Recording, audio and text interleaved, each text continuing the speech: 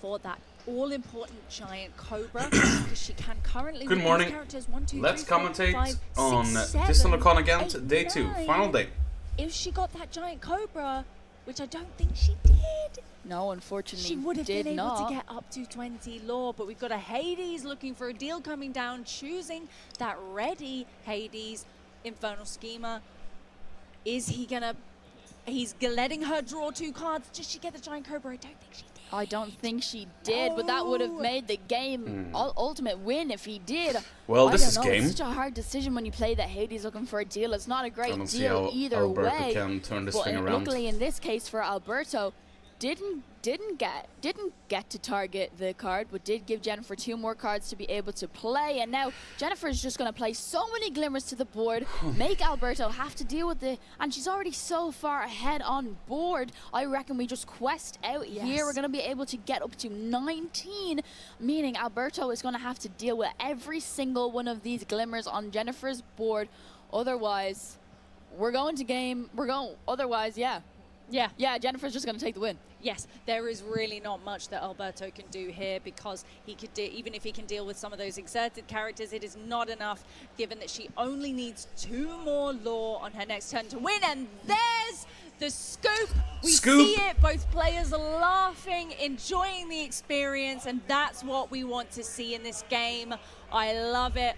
Wow, absolutely incredibly played by both players, but congratulations to Jennifer on taking that win of the 2nd match in this round. We will be going into a 3rd match very, very shortly. We love a 3rd match. We love a 3rd match, we really do, and I'm really excited to see how it pans out. Of course, Alberto will be on the play. He will be going first in this next game.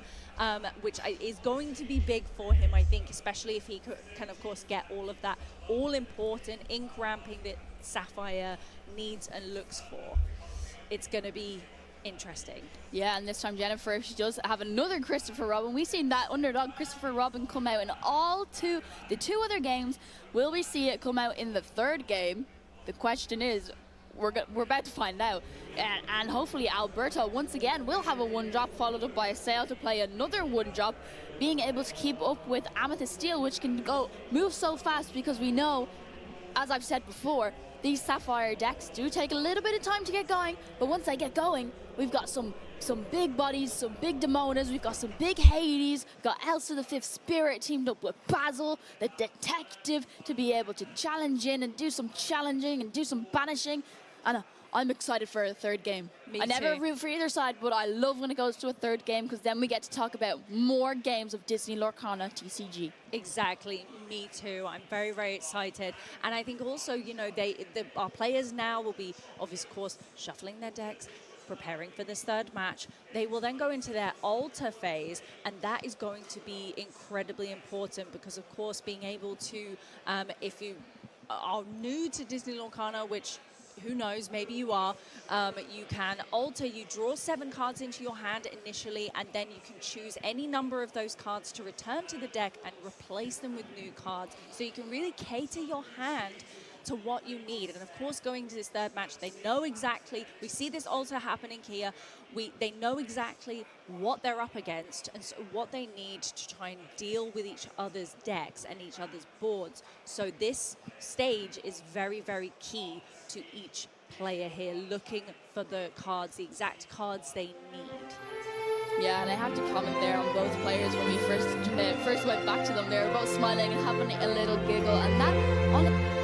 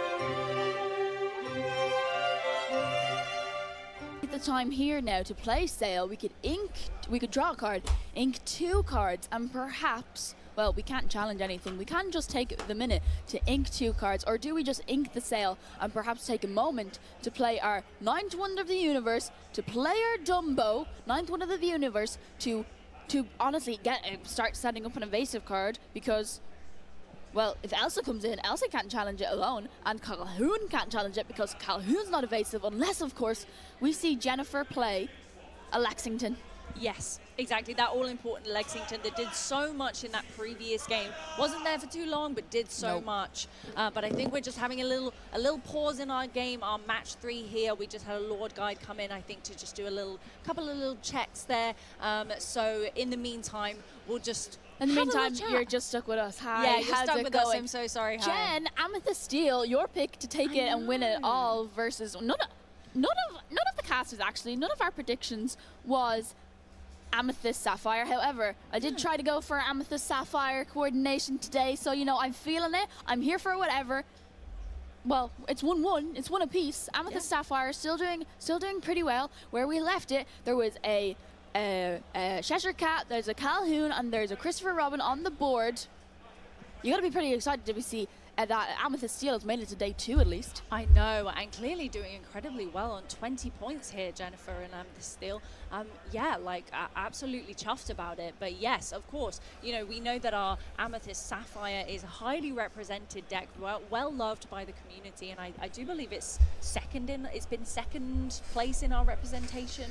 I believe it might have been first. Well, these are our top 2 representation. Yeah, our top 2, yeah. So Amethyst Steel was first. I believe Amethyst Steel was first, and then Blurple was second. Exactly, yeah. But our top 2 most represented decks in the room here this weekend across both days.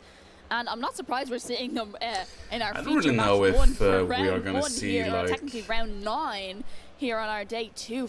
This is it's our clear Friday that we're going to main see event. dogs So in the these final. players played on Friday in our main that. event. They did 8 rounds of Swiss, so they But had a it's nice little kind of break interesting yesterday. to at least They could have played some more see, games, or they could have went to see some sites, because I know I really want to try and like, get out and are we see gonna some of see Ghent myself, some of Blurple or Belgium. It Amethyst is, Steel in the final? from what I've seen Because so far, it is absolutely stunning, and hopefully I will get the time too. But should right be now, Blurple we're back to to the take, action. the second Alberto final is going spot. to pay 1 to banish Junior Woodchuck's guidebook. We're going to draw 2 cards, and we'll be play the Sail the Azurite Sea. Yes, we will. We're going to draw a card, and we will be able to ink 2 more cards, and then perhaps, if Alberto really wants to, we could play another Sail the Azurite Sea and ink another card. So it doesn't matter that we missed turn 2 ramp. We're really able to catch back up on the extra ink we missed and get a little bit of an ink advantage against Jennifer here on Amethyst Steel. You are correct. A little bit of a shame that you didn't get that ink ramp on turn 2, but as you were saying, you know, getting it now, very, very key to any Sapphire deck. Of course, what Sapphire does so well is getting as much ink into the inkwell as possible. And there is that second Sail the Azurite Sea that you said might come down.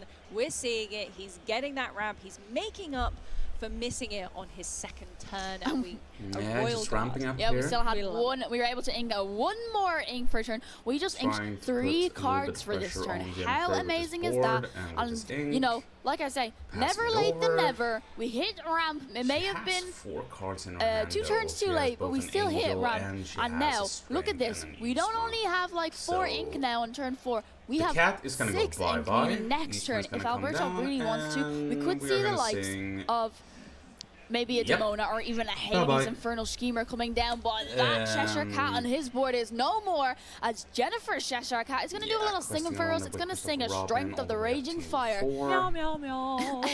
against Alberto's Glimmer. Wow. I think it would sound a bit like that. Yeah? You think Yeah, so? we're all mad here. Why not? Yeah. We really are. It's great. Anyway, yes, so no Cheshire Cat now for Alberto, but of course Jennifer's still got hers. Does Very, he have very a important. Hades in his hand as Could well? potentially go. Of course, we've got that Basil with the could support go and the after Royal Guard, the which gets a Eastman as +1 well. strength for each card that is drawn in that turn. So Cheshire Cat could be dealt with here. Potentially, but then Jennifer was also able to get a Yzma Conniving Chemist onto the board.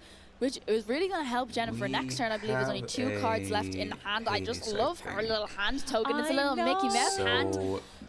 And she will be able to probably ink a card, play a card. There'll be no cards left in her hand. Well, no, she will draw another card per turn, but she will be able to draw back up to 3 cards if she has less than 3 cards in her hand. And Alberto really taking his time here to think about what he's going to do. We are going to ink that Tipo Growing Sun.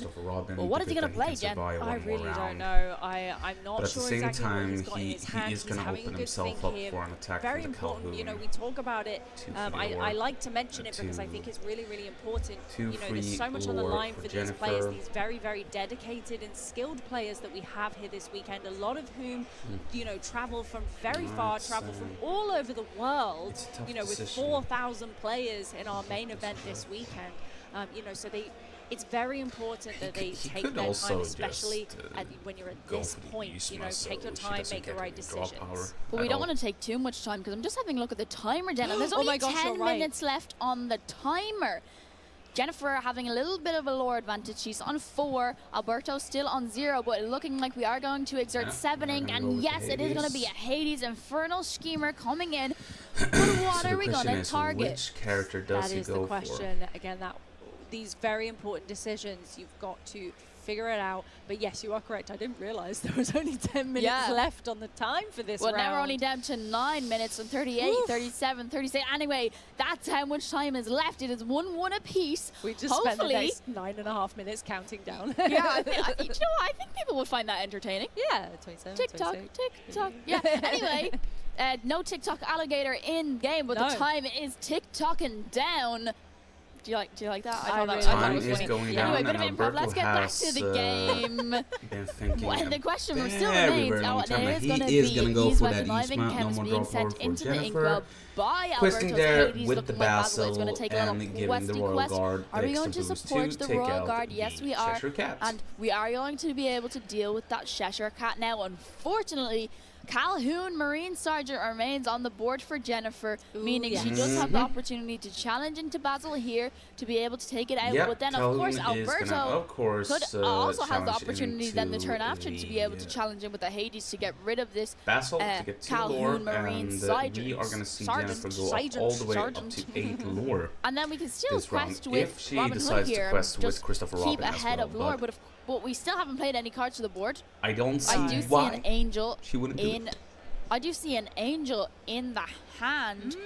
Maybe we're just going to play a load of cards to the board. She also has another Calhoun and an Elsa. There's also an Elsa. We could exert this Hades, but we won't be able to take it out with the Elsa alone. We would have to hit. We would have to challenge with the Calhoun and the Christopher Robin to be able to deal that total of 6 damage to deal with his 6 willpower. He's a beefy Hades. He is a big boy. But yeah, that Yzma conniving chemist we don't see last too long often when it's on the board. You know, you don't want your opponent to be able to utilize that ability, feel the power, to get more cards. You know, so yeah, we don't normally see her last very long, do we?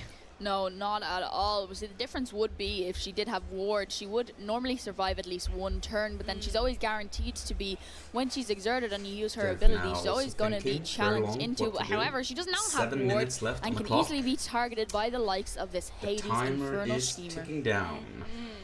Taking a think here. We are aware of the time, just over 7 minutes left in the round. Yep. And still only a 4 lore for Jennifer, 1 for Alberto. But we see that Basil getting dealt with. Jennifer up on 6 lore right now. Trying to get rid of it here. Alberto has Calhoun 1. to bump up 2 more lore for Jennifer. Yeah, our Sergeant Calhoun going to be able to give Jennifer that additional 2 lore. And we do see Angel Experiment 624 coming back onto the board. We saw her the last 2 games. Pretty nice card, but is Jennifer going to discard a card to be able to deal 2 damage? No, we don't need to. We've got another Calhoun. We're going to ink the Elsa 5th Spirit and play the Calhoun to the board. But now, unfortunately for Jennifer, there's no cards left in hand.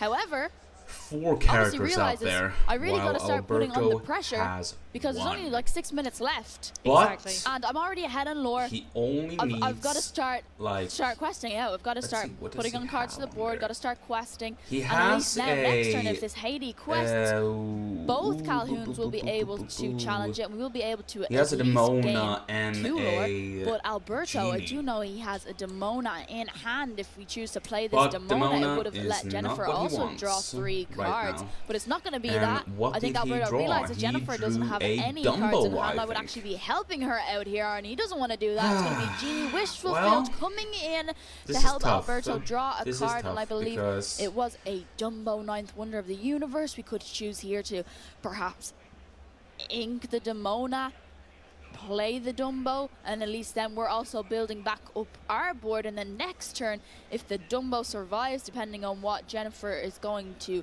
top deck off the top of her deck, we will be able to draw a card to help doing the best Alberto get possibility back. here, And yes, we're going to taking see it. out The Demona Christopher goes Robin, into the Inkwell, and the 9th Wonder of the Universe comes taking out out the into Christopher play. Robin, And yes, drawing one we are card. going Which one to is it? It is an quest, I believe. Isma. Oh no, we Wow, challenged. that is We a challenged the perfect, Christopher Yeah. Robin. perfect, Oh, perfect another choice. Yzma conniving And case now coming down. the What a great angel Alberto's not could gonna go be happy into to have the seen Hades, that. take But 1 Angel damage, challenging into the Hades there. and yeah, then the because she Calhoun has takes no it out, cards gaining in hand, 2 this Angel does extra have resist lore. 2, meaning she's only going to be able to get 1 damage back. And we did challenge in with our other Fantastic, Sergeant fantastic. Calhoun, meaning That's Jennifer what makes is now that on angel 10 so lore. strong. Really bumping up here. She's trying her And best to get as much unfortunately, lore as that possible is here, of a course. royal Only guard. 4.5 That is minutes, not just going to help over 4.5 anything, but minutes we left are in the going to do round. the Dumbo effect Are we first. going to see He a has win, 2 or are chances. we going to see a He tie? pulls an Yeah, using Hades. Dumbo's ability, breaking records. We are going to pay 1. We're going to be able to He did pull an exert Hades. Dumbo. We draw a card Oh and my gain a lore. Now goodness. Alberto on That 2 lore, Yzma but is it's 2 gonna lore go to 10. bye-bye. Looking like there's only 4 minutes left on the timer there, 4 folks. minutes It's left getting on intense. the It really, timer it really right now. Is. I think we're just having a brief pause here while pause maybe there's a lore guide by the checking some judges things. to Not sure exactly consult what's happening, but I'm sure we'll find out shortly. But hopefully we can get back what to our is match going very on. quickly. But in the meantime, I mean, I'm really keen to see if Jennifer can really get her look. She was on 10 lore there, and I really want to see if she can get it back up. And here we are. We're going to see now. But I mean, what do you think? What do you think? I think Hades Infernal Schemer was yes, just it the did. card he needed to get off Dumbo's ability, breaking records. We didn't even need to use his other ability, making history, to pay another ink and exert our Genie Wish Fulfilled to gain a lore and draw a card, because I believe the He Royal chose one of Guard the was Calhouns already to go in down, his hand. I of saw it course. previously, and then we were able to use And, Dumbo's ability and draw into He the now Hades, has an meaning opportunity that to use I that don't one remember lore the card for that was Genie. on the... Yep, Oh, it was the to Yzma, draw wasn't it? it? It was, an The yes, additional it extra was. card Yzma from was the going to be Dumbo. sent into the He will. Inkwell. We don't want to give It is a Jennifer let it go. any cards. Alberto realizing this It right is a now. let it Just go. 2 cards left Okay. on Jennifer's board, even though she is at 10 lore. It is a Genie. Alberto now has, well, now it's 3 glimmers apiece, but of course, just Jennifer's in top deck mode. There's Jennifer not much she's going to be able needs to do to about play these it evasives right now, safer. because no other But I evasives on think the Jennifer's ultimate board. choice here No, very, is very that tricky Angel situation. We've got has Genie to Magical go. Researcher coming down on her board, immediately going Just to be look at boosted this. with its boost There 1 we go. ability. And 1 of card in course, hand. It is for a let it each go. card Drawing under there. him, Could he not gets see what it was. +1 lore that he can quest for.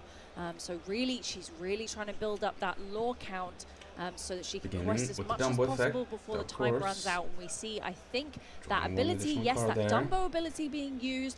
Breaking records, I believe, is the first. Is that What first Yes. one? could Yes, it being be? to tap him to gain. See the lore another and draw Dumbo a in his hand card. as well. Alberto really hoping for some useful cards. It is a in this Tigger situation. also.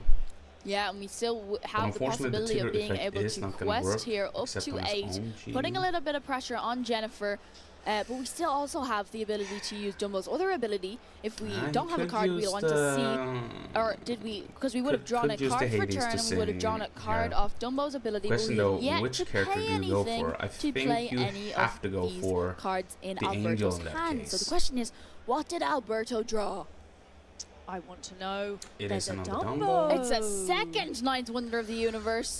Wow. That okay. is spelling almost disaster I don't know why I wasn't for expecting Jennifer. that, but I wasn't. But the timer is ticking Yeah, down. We so have we 1 also minute have the and ability now to 25 next turn to be able to seconds draw left on the not only a clock. card off one of our Dumbos, we can draw a Alberto card off has to another one of speed our up. Dumbos, and of course another evasive character to the board. And this is essentially how Alberto took game 1 by Yes. just putting Yeah. so many evasives on the board, and we still have enough ink remaining to be able to hard cast and let it go. And we are going to let it go onto that Genie Magical Researcher to let it into the inkwell. And of course, the Genie was boosted, meaning we did give Jennifer an extra 2 ink. Yes, it takes those boosted cards with it into the inkwell, so she does have a little bit more ink And now. he But is deciding to unfortunately, go when you for the, when you are in a Genie top deck in this situation, case. but she did top And giant we Cobra, which have is what a lot of people a are always looking for. Cobra It doesn't do a huge there. amount for her, of course, in this moment though, because you have to be able to Should discard not a do card anything. to be able Unfortunately, to, she has to utilize get this rid of the ability against Cobra, your because law. otherwise that But it angel is a going 4/4, to strength and taken out willpower, if she so decides to you go know after it Hades. can be quite a good body to have on the board to try and challenge into things. But we are in just 20 seconds now left on the timer. 20 She's seconds left on the played clock. the giant Cobra. She's going Taking to out the challenge Hades with the the angel Calhoun. into that Hades. But of course can't utilize Taking Angel's it out, ability gaining to, 2 lore, going up to no cards 12. to discard, but she's going to challenge into the Hades, finish Angel it now, off with the Calhoun. 2 get damage 2 on the more board. lore.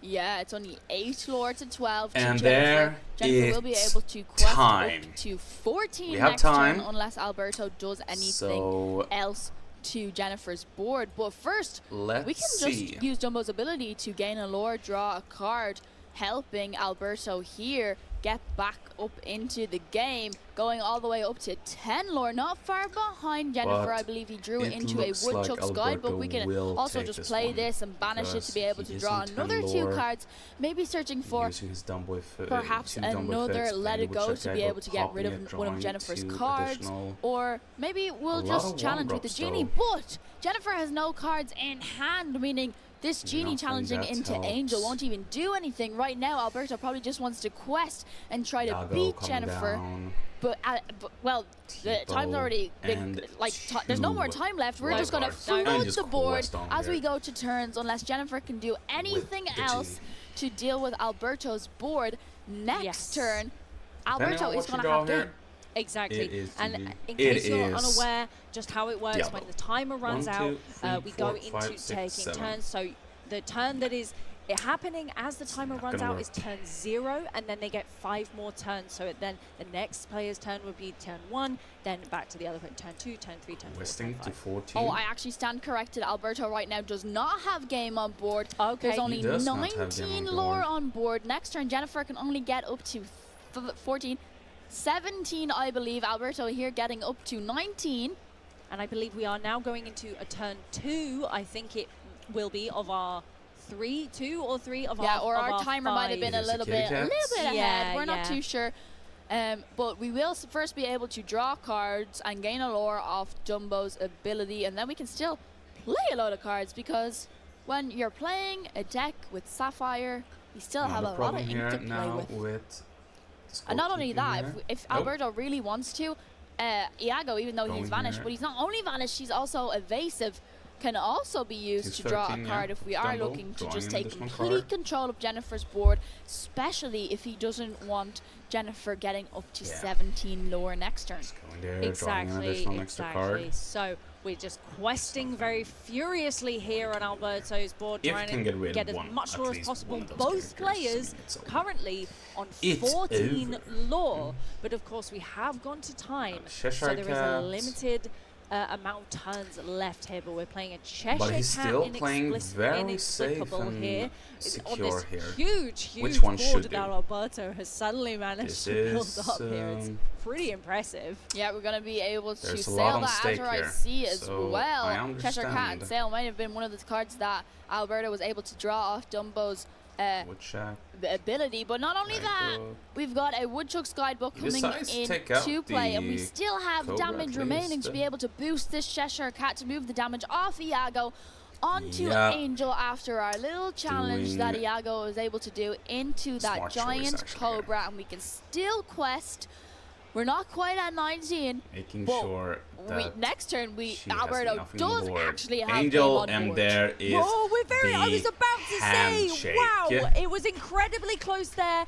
Wow, and I had just noticed the dice. I think our timer was a little bit ahead, and they had just gone into their turn 2 of 5 left that you get once the timer has run out. But wow, absolutely wonderful gameplay from both of those players.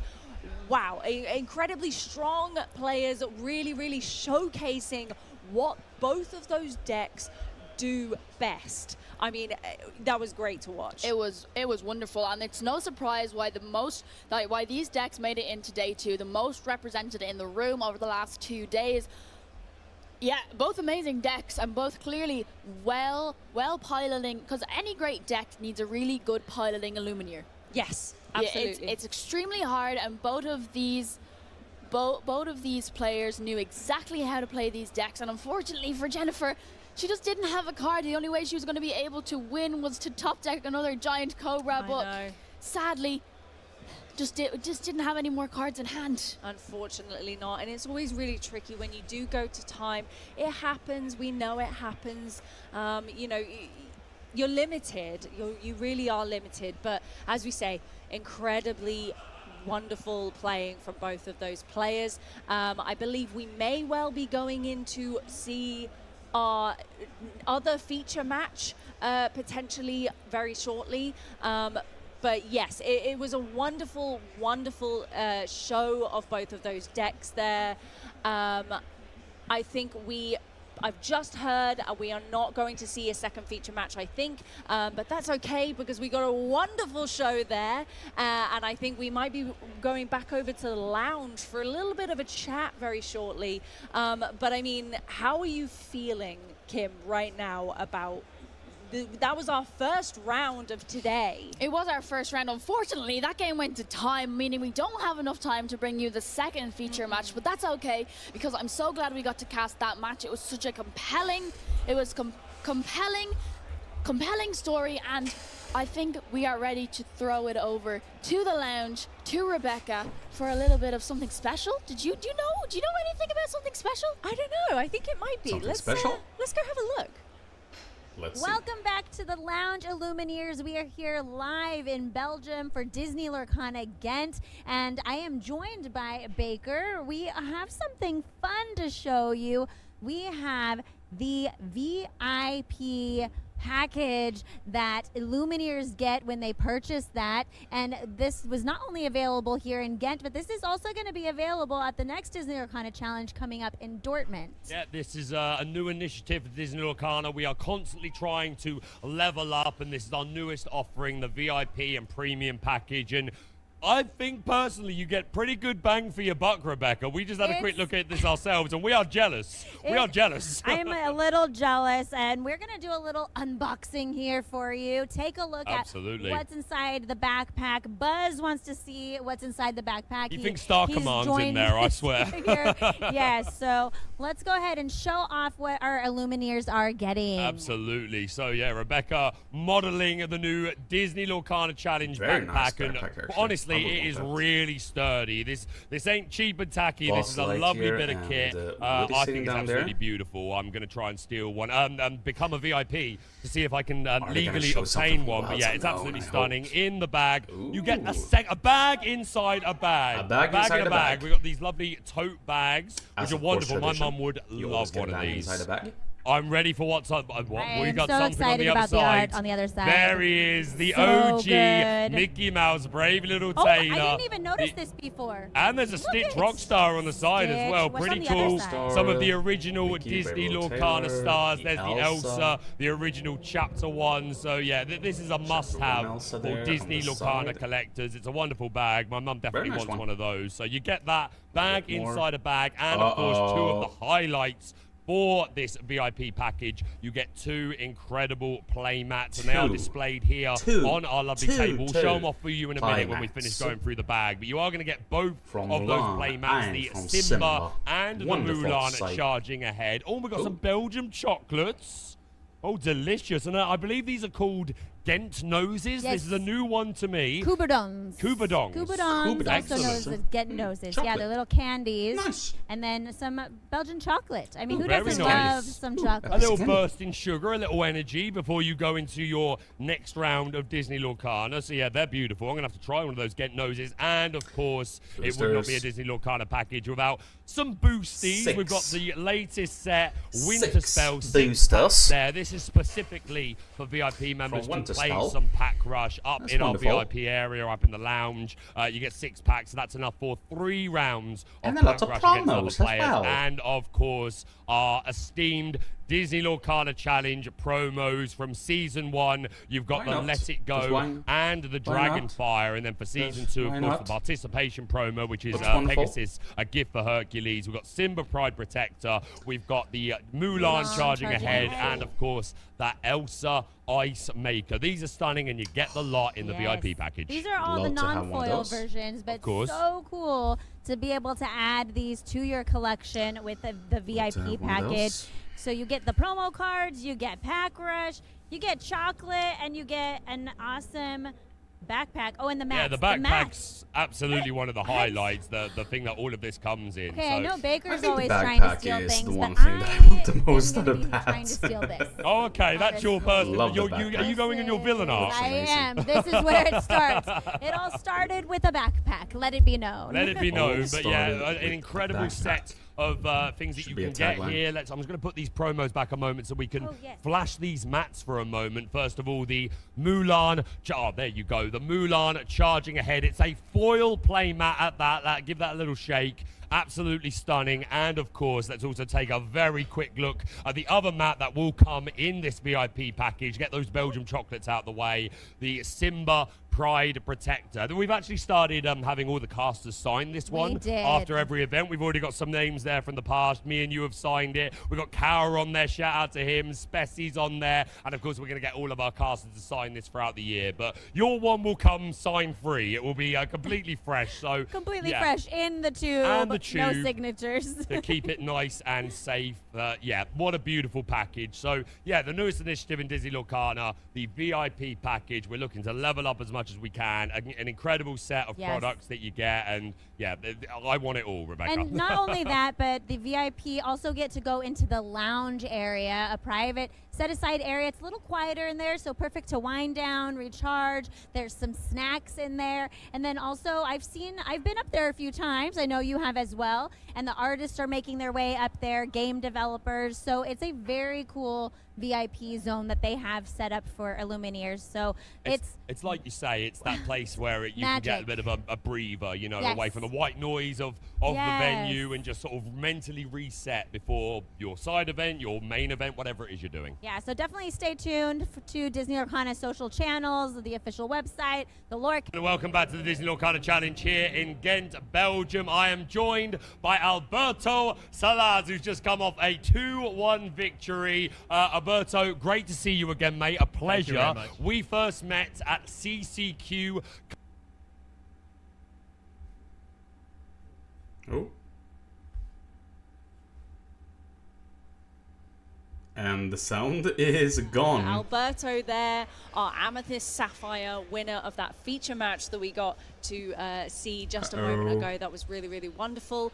Yeah, lovely guy. But we did see also all of those wonderful Look at that goodies. And the VIP package. Yeah. How amazing. I want one of those backpacks. Yeah, but sorry to just cut that interview short, but now we're going back to that interview because it wasn't meant to happen like that. Anyway. The interview was cut short, We wanted let's to go talk back to you again a to little watch bit it. first. But let's go and hear from that winner, Alberto, now.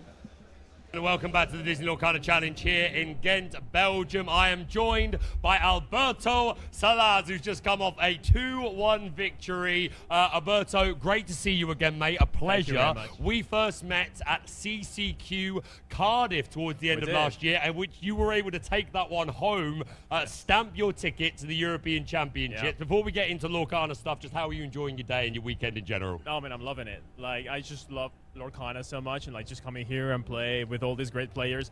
I mean, I found all the top players from Cardiff. I've talked to them here, so it has been like amazing. It's like a old friends reunion or something. Yeah, you know, a family pretty reunion. Cool. These events are always like that. So yeah, that's awesome. You brought Blurple today. Justify it for me. Why did you bring that deck? I mean, people tell me like I'm like a one-trick pony at this point, right? So I'm just playing. Me too, son. I'm just playing it because I really enjoy the gameplay, and yeah, and I think I played it for so long now that I think I've gotten better at it. So I want to like keep doing it. Although it's not very favored in the meta right now, I believe, but. Okay. Still, you know, I have fun with it, which is I think the most important thing whenever you choose a deck. Having fun is very important. Again, you talk to a lot of players that are known for a specific deck, and they sort of say, I ummed and ahed about like maybe playing this, but when you've got so many miles on a particular deck, does it kind of feel like you're just disadvantaging yourself to switch to something else? Yeah, I think I've tried some decks, and they feel like either I'm not performing as well as I hope to, or I'm like, oh, I'm missing like this one card this turn, and if I don't have it, I don't know what else I can do, right? So that's why I think so. Yeah, makes a lot of sense. So let's talk a little bit about that game that you just had, 2-1 against Amethyst Steel. Were there any particular tense moments or pivotal turns that really had you grinding your brain? Talk to us a little bit about that. Oh yeah, match. for sure. Like I think this year is like the strongest Purple Steel player I've ever played. Wow, what a compliment! I mean, there you go. Really, because for me, I think that's a favorite matchup. I think. It didn't feel like that. It didn't feel like that. I am like the third game where I missed ramp. I was like, I need to go book and find 2 ramps, and I did, which I wasn't. I was like, oh wow, so I can actually come back, right? So that was like my only plan. And sometimes you have to, you have to be lucky, but you have to put yourself in that position as well, right? So I think that's important. I got super rigged on game 2 though. I had all my Hades and stuff, but like all the threats were, they kept coming, and it was a pretty disgusting looking hand in a bad way. 2 Genie, 3 Hades, but so I could only really play one thing at a time, right? So yeah. I mean, it happens. But you managed to squeak it out. You are still live. I'm sure you've already got your invitation to European Championships, but I'm sure you're keen to get yourself to the World Championship next year. Amazing. Always great to talk to you, Alberto. Before you let you go, any shout-outs, any thank yous, anything you'd like to say to the community? Oh, yeah. It's like every single player in Mexico. We have tons of great players here in Mexico today. You saw Hipólito yesterday. He got 7-1. He's a really good player. As I said in Cardiff, I told people, I'm not the best player in Mexico. It's just like some people cannot make it over here, right? So now we have all these events in Mexico, and people are like, hey, let me try it as well, right? So shout out to every single Mexican watching this. You guys are amazing. Los amo y los tengo en el corazón. Sorry, I had to say it in Spanish, right? No problem at all. Please, it's my pleasure to allow that. Alberto, a pleasure to talk to you, my friend. I wish you the best of luck over the rest of the event. Don't go anywhere. We got more Disney Lorcana coming up straight away. Thank you very much. Welcome back, ladies and gentlemen, to Disney Lorcana Challenge in Ghent with myself, Ross, and the lovely Joe, Mr. Joseph Curley. How you doing, sir? I'm doing very well, thank you, Ross. We've just been enjoying our time up there in the VIP lounge, haven't we? It's a new feature here at the Disney Lorcana Challenge again. I've seen a lot of some of the biggest names in Disney Lorcana up there, many competitors enjoying a nice, quiet space, which is a really interesting addition for this new one. And I think everyone's been really enjoying it up there. The atmosphere is really calm and composed, and the perfect place to rest in between rounds. No, absolutely. Now, interestingly, we just saw Baker and Rebecca on stream talking about all the goodies from the goodie bag in the VIP. They mentioned the VIP area. We did scout it. Ran into Greg Tito, no big deal. Stopped and had a lovely chat. You had some baked goods. And some coffee. Yeah, and then some more baked goods. And some more baked goods, that is true. I found some amazing vegan cupcakes when I went up there yesterday. I've been told what time the cookies come out today in the VIP lounge. You should probably keep it secret for me so I don't eat them all. I'm not telling anyone else. I'm just saying that I know the time, and I've checked with the lovely people up there. Although I did not get the VIP package, apparently being on this desk makes me VIP level, so you best believe I'm getting me a cookie later. Yeah, I think that's a mistake. I don't think they should have gone for that. But the other thing that was really, really awesome Tell to them see, that on stream, mate. Yeah, the other thing was brilliant was these ink color themed cakes. Oh, yes. Did you see them? Well, no, I missed them. I got the vegan ones at the end that were amazing, but I didn't see the color themed ones. Yeah, and I believe that there was even like, for example, like the amber was like lemon flavored and all this kind of stuff. And apparently it's like actually within the Disney Lorcana artist team, there's like actually like this is what amber tastes like, this is what amethyst tastes like, which is just amazing attention to detail and such a cool thing to see in that VIP area.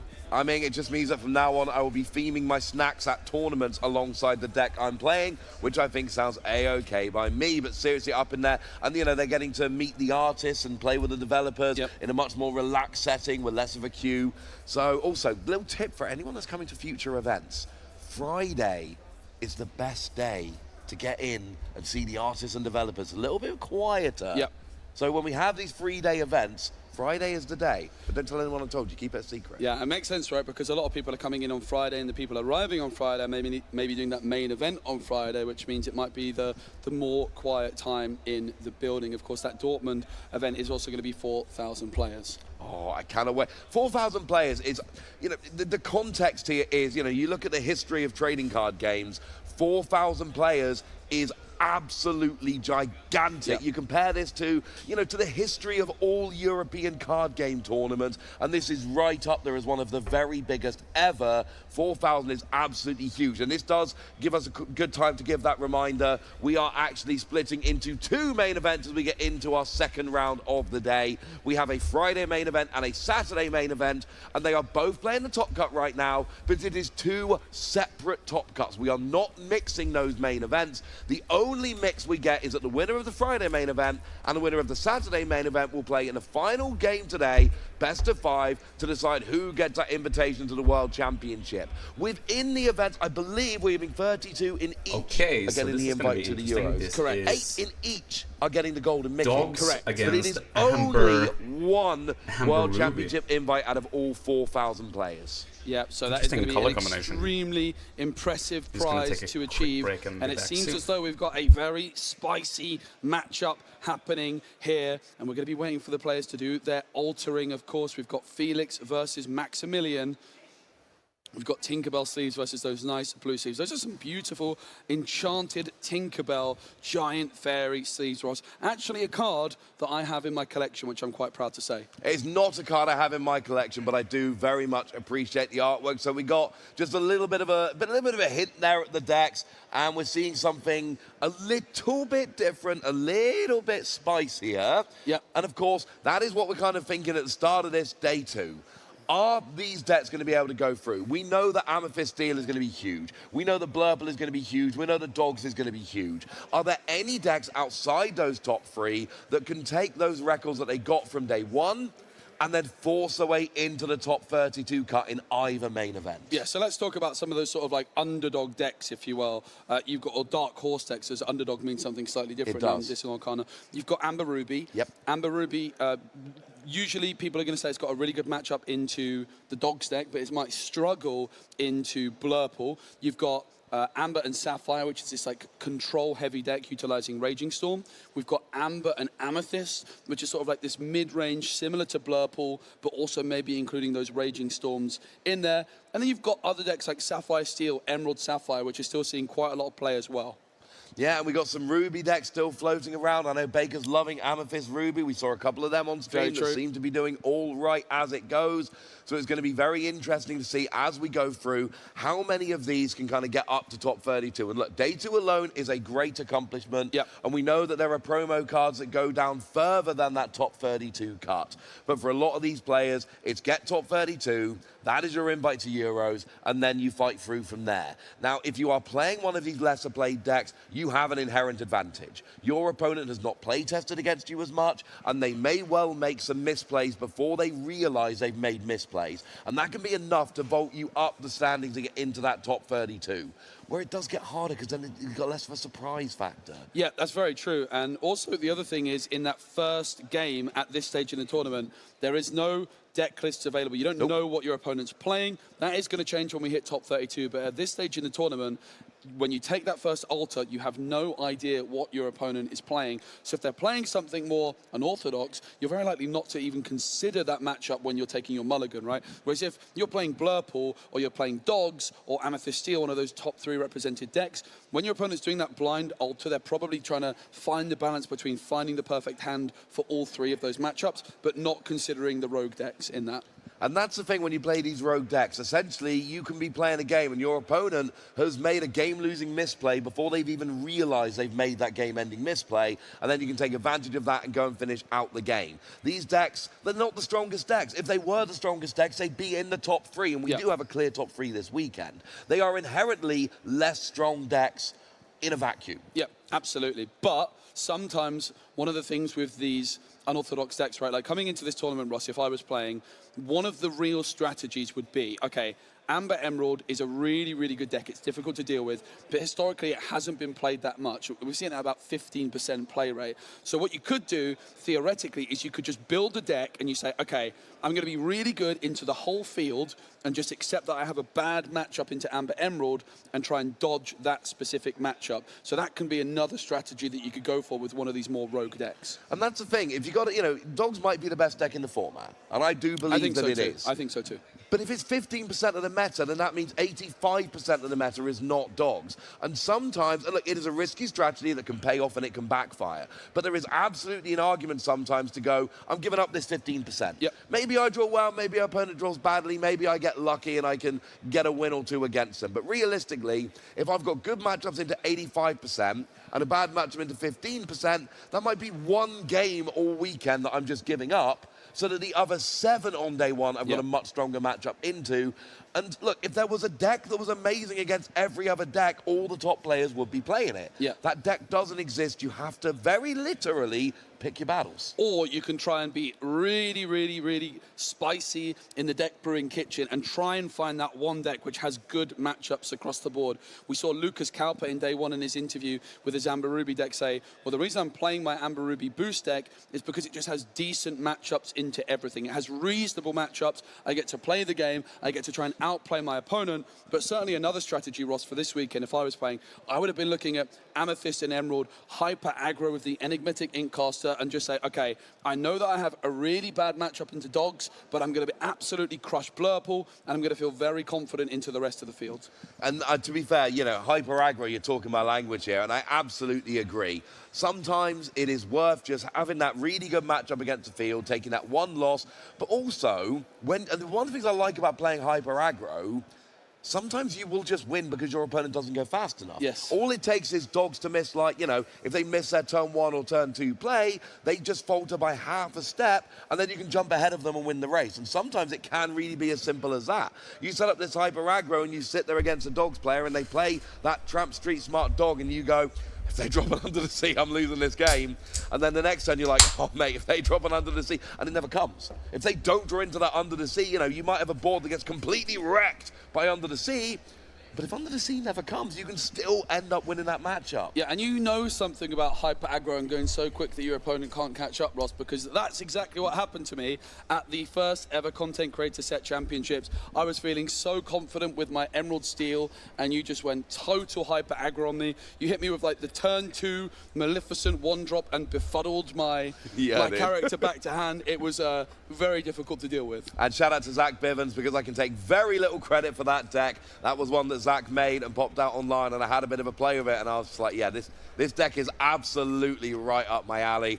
And it got me that Stitch Rockstar, so yeah shout out Zach Bivens, making a great deck. I'd also like to give a shout out to Zach Bivens, because he was on my fantasy draft team, but he wasn't able to make it this weekend, but I'm sure he's going to be watching it at home. So big shout out to Zach Bivens, one of the best members of the community, such a positive player and great person to have in this community. I do hope he is watching, otherwise this whole little bit was just wasted. He's probably sleeping right now, to be fair, with the time zone difference, but I'm sure he's going to catch up later on. I like to think he's going to catch up and he's going to see this. And look, if you're watching and you know Zach, just drop him a little message, right, and just be like, let's say nice things about you on the stream. Check it out. Yeah, absolutely. So, Ross, we're going to be jumping back into the game very soon. Our apologies, everyone, for the delay, but fear not, you're not missing any action. As soon as we are ready to kick off this match, we will be jumping in on it. I predicted Amethyst and Amber as my deck to win the whole tournament. A bit of a rogue pick. Yep. What do you think about my choice?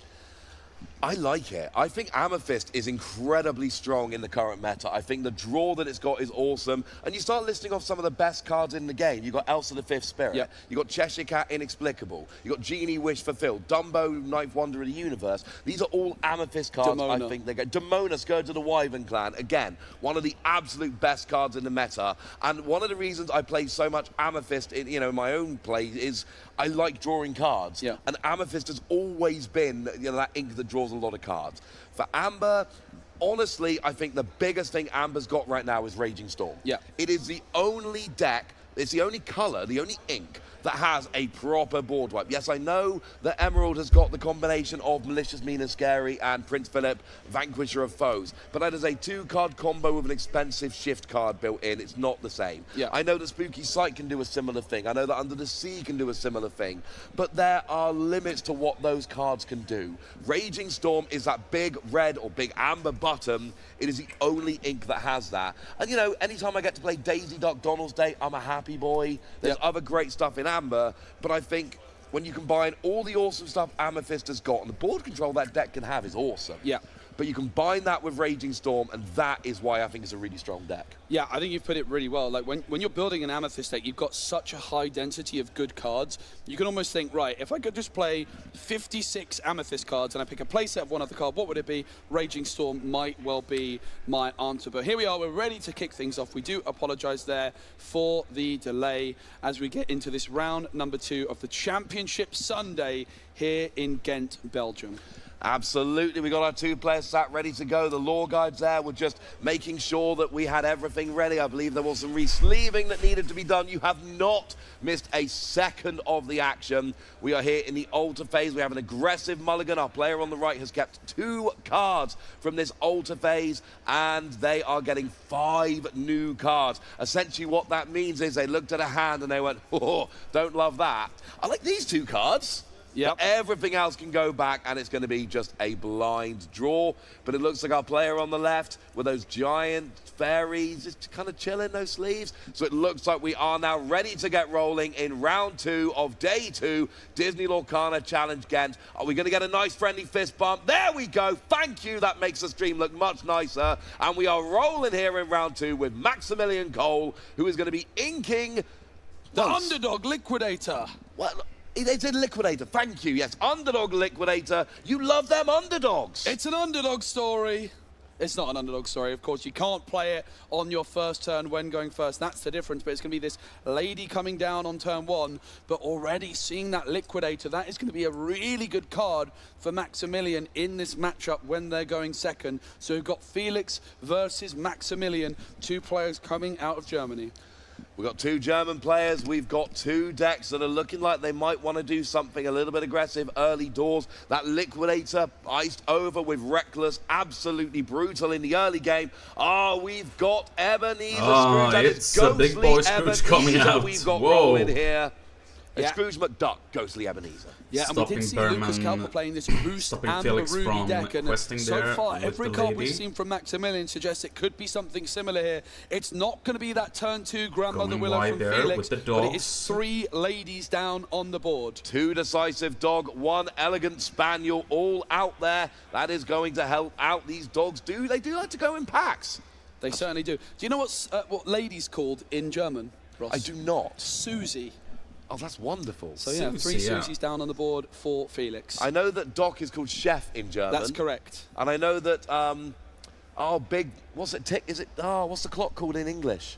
Big Ben in French, Cogsworth. Thank you, Cogsworth is Big Ben in French. That makes me happy. There, however, is a Grandmother Willow for Maximilian, and that is going to lead to a second Scrooge Cogsworth is Ebenezer. Big Ben. Yeah, and you talked about that aggressive altar from Maximilian. Now I understand 5 why cards. Cogsworth One of the is risks of that named is if you draw lots of uninkables, but thanks to this Grandmother Willow, Maximilian has been able to get down 2 of those uninkables on turn number 3, which is going to make their hand that little bit easier to work with now. Really, really good value off this Grandmother Willow, as Clarabelle is sent to the inkwell by Felix, and for 3 ink, it's going to be a Nani.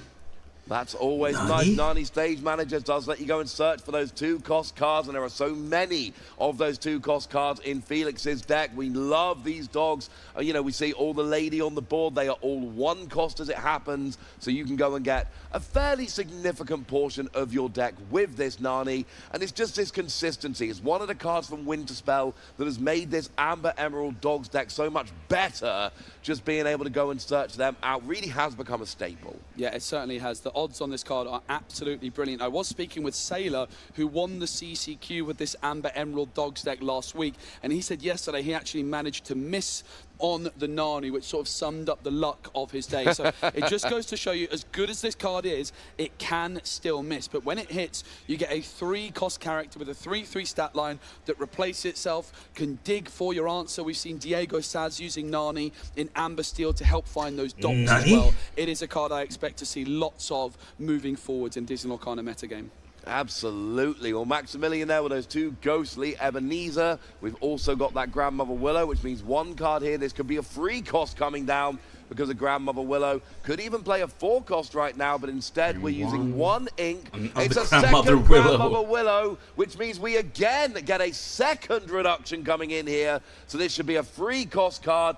Oh, it's actually not. It is. It's going to be this Aladdin Whisper. So it's a 4/4 stat line on this Aladdin. It has Reckless, Ross, but as well as these 2 Scrooges, it also has Boost 1. And what the boost effect on the Aladdin does is it allows you to exert your reckless characters to gain 1 lore. A really good tech card against something like a John Silver, but in this deck it's just going to be a really good stat line. It's a boost card. I'm expecting, Ross, to see Webby's Diary in Maximilian's deck. That was what Lucas Cowper played as their card draw engine, but it's going to be Grandmother Willow being played by Felix, as well as this Tramp. And that Tramp at this point should have been a 2-cost if you didn't use Grandmother Willow, a 1-cost if you did. There's 5 other glimmers on the board, and that Tramp Street Smart Dog is reduced by 1 for every other character you have in play. So it looks like a 7-cost. It is not a 7-cost. And Felix has gone really, really wide, really, really quickly. If he finds another Tramp here, because of the Grandmother Willow, could literally play it for 0. But instead, it's a Daisy Duck and a Bobby Zamirsky Spray Cheese Kid. Oh, and it... Wait. Oh, no, that's the discard pile. Yep. That makes sense. I was like, he does not have enough ink to do all of this. Yeah, it's also going to be that Lady Elegant Spaniel sent into the discard. It's going to be a pass. Now, Felix obviously is representing the threat of Under the Sea, but look at Maximilian's board. Scrooge McDuck with 3 strength, Aladdin with 4, not the best targets for Under the Sea. It's going to be that Maleficent Monstrous Dragon into the ink. Maximilian just deliberating on what the play they want to make is. It's going to be another Aladdin. Another one of those boost 1 characters. There comes Webby's Diary. I believe it's the Webby's Diary. It's this 3 ink item, and every time you boost one of your cards, you may pay 1 ink to draw a card. So suddenly, all of these boost cards with boost 1 effects can also be drawing. Maximilian with a very similar deck to what we saw Lucas Cowper playing on day number 1. I am absolutely adoring this deck. That is a draw engine that we do not see very often in Disney Lorcana. But if it works properly, it can be one of the best. We've got another Tramp coming down here, and that Tramp didn't cost any ink if the Grandmother Willow was used, but it also means you draw 6 cards, and then you discard 6 cards from your hand. So Felix here, you don't gain a card advantage, but what you do get to do is see a lot of cards and really fix your hand into whatever you want here. Yeah, there's 3 ink exerted, Ross, but that is a mistake. That did not cost anything. That ink was not readied at the start. That was a free Tramp. But now that Under the Sea can come through. But look, Maximilian, again with that board, very, very difficult to deal with. Those Grandmother Willows can be, but this is where some cost reduction plays would be great for Felix. Things like Rhino, things like Delamoon's Lullaby could make such a big difference at this moment. And we haven't paid for the Tramp, and you don't need to pay for Under the Sea because it can be sung by the characters on the board.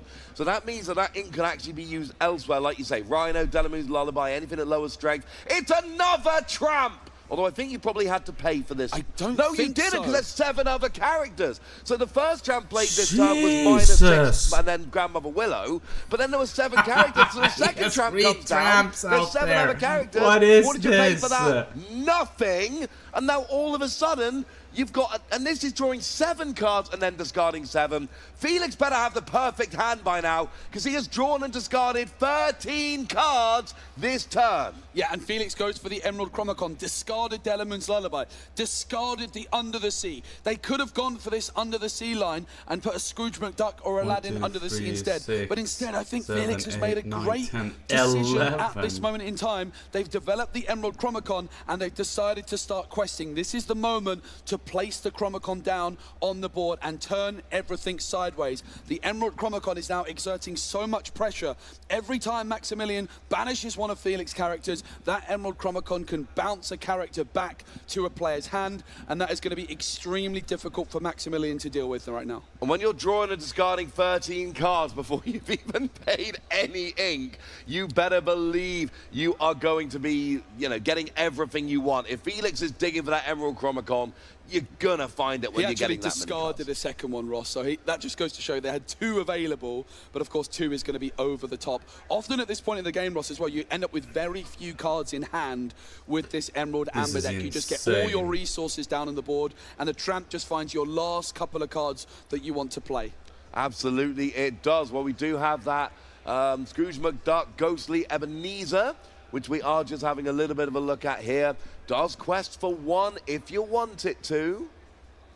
Instead, we are challenging into Lady. But now it's the Chromacon, and this is the key thing for Maximilian. When you're playing against the Chromacon, Ross, you have to plan out your whole turn right from the beginning. Felix now going to be deciding what to return to Maximilian's hand, who, remember, has not spent any ink. I imagine the pace of play is going to start to slow down at this moment in time, because this is where the big decisions start to happen. It's going to be one of those Scrooge McDucks bounced back to hand, but a Scrooge McDuck is played down on the board. You might say, oh, Maximilian hasn't exerted his ink. Well, they didn't have to, because of those 2 Grandmother Willows. This Scrooge McDuck came back for free, although it will be, of course, drying and not able to challenge or quest this turn. The good news is there at least weren't any boost cards under there to end up getting wasted. Now, we do see that Aladdin is going to... No, we're almost. We got that Aladdin barreling through there. Are we going to boost it? We are going to boost 1 of those Aladdin now. And then, of course, you could pay an additional ink to draw off the Webby's Diary. But whenever an Aladdin is boosted, all of your characters with Reckless may exert to draw to gain 1 law. But look at that. Felix bouncing back the boosted Aladdin, not wanting to challenge. And it's another Grandmother Willow. Just used that boost effect to get it back. Look at that smirk. Maximilian is happy with that play. And frankly, I'm pretty impressed by it too. Yeah, that's really nice. You put a card under, but then when your opponent bounces back to your hand, you're like, cool, I just drew a card. And that's the bonus you get with Aladdin there. This is one of the reasons why we see players boosting even when the boost doesn't actually give any benefit, because when those cards get bounced back, you then have essentially just drawn a card, because the boosted cards get bounced back as well. Scrooge Looks like another side. Lady Elegant Spaniel has been taken out. That is going to bounce the other Aladdin back to Maximilian's hand. And I'm not loving that these cards keep getting bounced back, but Maximilian is still taking out these characters on the board. And look, yeah, the Tramp is a 7 cost, but it's only got 2 power, and it's only questing for 2. So you can start taking them out later. Now here we've got a Mowgli getting inked. We see one of those Aladdin coming down again. He's barreling through back onto the board. Yeah, Maximilian really played this turn well. And as we see that Lilo Escape Artist, who is a great, great play with this Emerald Chromacon down on the board. Everything's going to be ready, not that Lilo Escape Artist, of course. And then Felix is going to draw for turn. But yeah, Maximilian, I think, planned out this turn quite perfectly. Now for Felix, the question is, do I take any trades or do I just quest? It's going to be a double challenge, taking out those Willows, which I think seems like a good decision considering the powerful ability from those Grandmother Willows. And there were 3 of them on the board. That's 3 cost reduction, you know, every turn for Maximilian. That is going to get out of control. Gives you access to 3 more ink than you actually have. Not something you want to be dealing with here. Then we quest out with Felix. We go up to 14 lore. Felix does, I believe, have game on board for next turn. He's got plenty of lore pips there. There's 2 on each of the Tramp, Street Smart Dog. 1, I believe, on all of the others. So there's going to be plenty of lore there. And that means that Maximilian has to go board control here. Yeah, absolutely. And Felix with that triple tramp, those are not easy cards to deal with, Ross. Of course, Under the Sea not going to be an option when you're playing Amber Ruby, nope. Although there can be the Raging Storm as a potential board clear, but at 8 cost, that just seems to be that little bit too expensive. Remember, this was not actually the best possible opener for Felix as well. As good as their board is, they didn't actually find that Grandmother Willow on turn 2, which meant Tramp couldn't come down until turn 4. But despite that, Felix, just with this explosive triple tramp, is looking to close out the game quickly. And he is in as, what, 9? Oh, no, the Lilo's also got 2 lore. So we've actually got 10 lore represented on board, only 6 needed. So Aladdin is going to challenge into Tramp, but it's not enough to banish. So that it should be 4 on there, yeah, not 2. But it's still not enough. There's 2 left with the 6 willpower. So there's going to have to be a 2-for-1. Grandmother Willow's not going to finish. You could finish with one of the Scrooge McDuck Ghostly Ebenezer. The problem is, Ross, right, if you challenge with the Scrooge McDuck, surely Felix is going to be using the Chromacon to bounce back the other Scrooge McDuck. Yep. So that's the problem with the Chromacon, and why Maximilian now is having to make all the decisions and really try and sequence their turn perfectly, and you have to plan everything out right from the get-go. Goes for the Grandmother Willow, and this is probably going to mean one Scrooge gets bounced back, and then the other Scrooge. I love the sequencing here from Maximilian. They recognise if they just challenge with the first Scrooge, the other one gets bounced back, and this way, I think, works out to be a little better, because you get this second challenge with the Scrooge, and then the second Chromacon trigger isn't going to be as impressive. What's Maximilian going for now? It is going to be another Scrooge McDuck. Then if you challenge, Scrooge would presumably just be bounced straight back here again. Maybe you're doing that to give your opponent a more awkward choice, or maybe you don't think they're going to bounce the Scrooge back. It looks like it's going to be the Aladdin barreling through, which is going to be bounced back to hand here, and that is the choice that is made in the end. I don't really think that Maximilian and right now there is those 2 tramps. There's the Lilo Escape Artist and Nani on the board. That is questions for 7. That's going to be the scoop for Maximilian. Felix takes game number 1 with the Amber Emerald Dogs. Are you still feeling quite confident about your pick, Ross? Really I feel very confident about my pick, and that's the thing. This boost deck we just saw from for Maximilian there is obviously a really fun deck, a really good deck. We saw there were a lot of tricks, and it seemed like sometimes that could be very powerful, but you just saw what Felix did with that dog stack. And again, missed the turn 2 Grandmother Willow, did not have the perfect curve. We saw at one point that a tramp was played for 1, well, we had a tramp played for free because of Grandmother Willow. Yep. And then immediately a second tramp played for free, irregardless of the Grandmother Willow, and that's 13 cards drawn, 13 cards discarded, shockingly hit the Emerald Chromacon twice. And yeah, exactly, and even discarded one because 1 was enough. And as soon as that Emerald Chromacon was on the board, it felt like that was a point at which Felix went, yeah, I've got this, mate. Yeah, and big credit to Felix. They made that big decision. A lot of players would have been tempted to hold on to that Undersea, hold on to that Delamoon's Lullaby combo, but at that stage of the game, you often only have 2 cards left in hand. Trying to go for the Chromacon and for the Undersea is going to be almost impossible at that stage, and they made the bold decision to discard the Under the Sea and just go full questing, recognizing they had that window of opportunity to develop the Emerald Chromacon, and at the same time you play that Emerald Chromacon, start questing. And by the end of the game, they were so far ahead in terms of board position. They were ahead on lore, they were ahead on board position, and it was just a case of, like, I don't need to do anything. Yep. Like, I'll take out your Grandmother Willow because they can potentially get you back in, but generally speaking, you're the one that needs to play board control, not me. I can just sit here and quest out, and I'm just forcing you to react. If you can take out enough of my characters, then we can talk about making this a game again. If you can't, I'm just going to quest out and win the game, and that's exactly what happened. Yeah, and let's not forget, that was Amber Ruby going first. So that was Amber Emerald going first. So in this second game, you would certainly expect that we're going to see Amber Ruby going first. So really, really fascinating deck, Ross. Nice to see a whole deck built around this boost mechanic. I really like this boost mechanic. You know, having Webby's Diary there to draw cards when you boost is really nice. But you got the Aladdin that can boost and then allow your reckless characters to actually go ahead and get some lore. Yep. You've got that Scrooge McDuck Ghostly Ebenezer, which can keep, you know, putting cards under, keep boosting, and every time you boost, then all of a sudden you get +1 strength and +1 willpower turned into just phenomenally powerful characters. But we didn't really see it do everything that it can do in that previous game. And that's because Felix just ran away with the game so very quickly. quickly. And a key thing to note about this deck from Maximilian with those boost characters is there's so many characters which are boost 1 effects, which is meaning that you can trigger them quite easily. If you've just got 1 spare ink, you can boost. If you've got 2 spare ink, you can pay to boost and also pay 1 to draw off the Webby's Diary. So really rewarding you for taking those boosts. Often when you boost, you just get 1 benefit, Ross, but with the Webby's Diary, you sort of double dip on those boost abilities. And then you can potentially be drawing everything you need, get towards those game-ending cards or anything else you might be looking for. In terms of a mulligan here, looks like a fairly aggressive mulligan from Felix, altering his hand by 5 cards, only leaving 2 and then taking 5 new. For Maximilian, I think we've kept free an altered hand by 4. Yeah, and worth noting there is a bit of a disparity in the points heading into this round. Ross, we've got 21 points for Felix and 23 for the other player playing Amber Ruby. So definitely a little bit of a disparity. Certainly the Amber Ruby player with the better record at this stage with those 2 draws.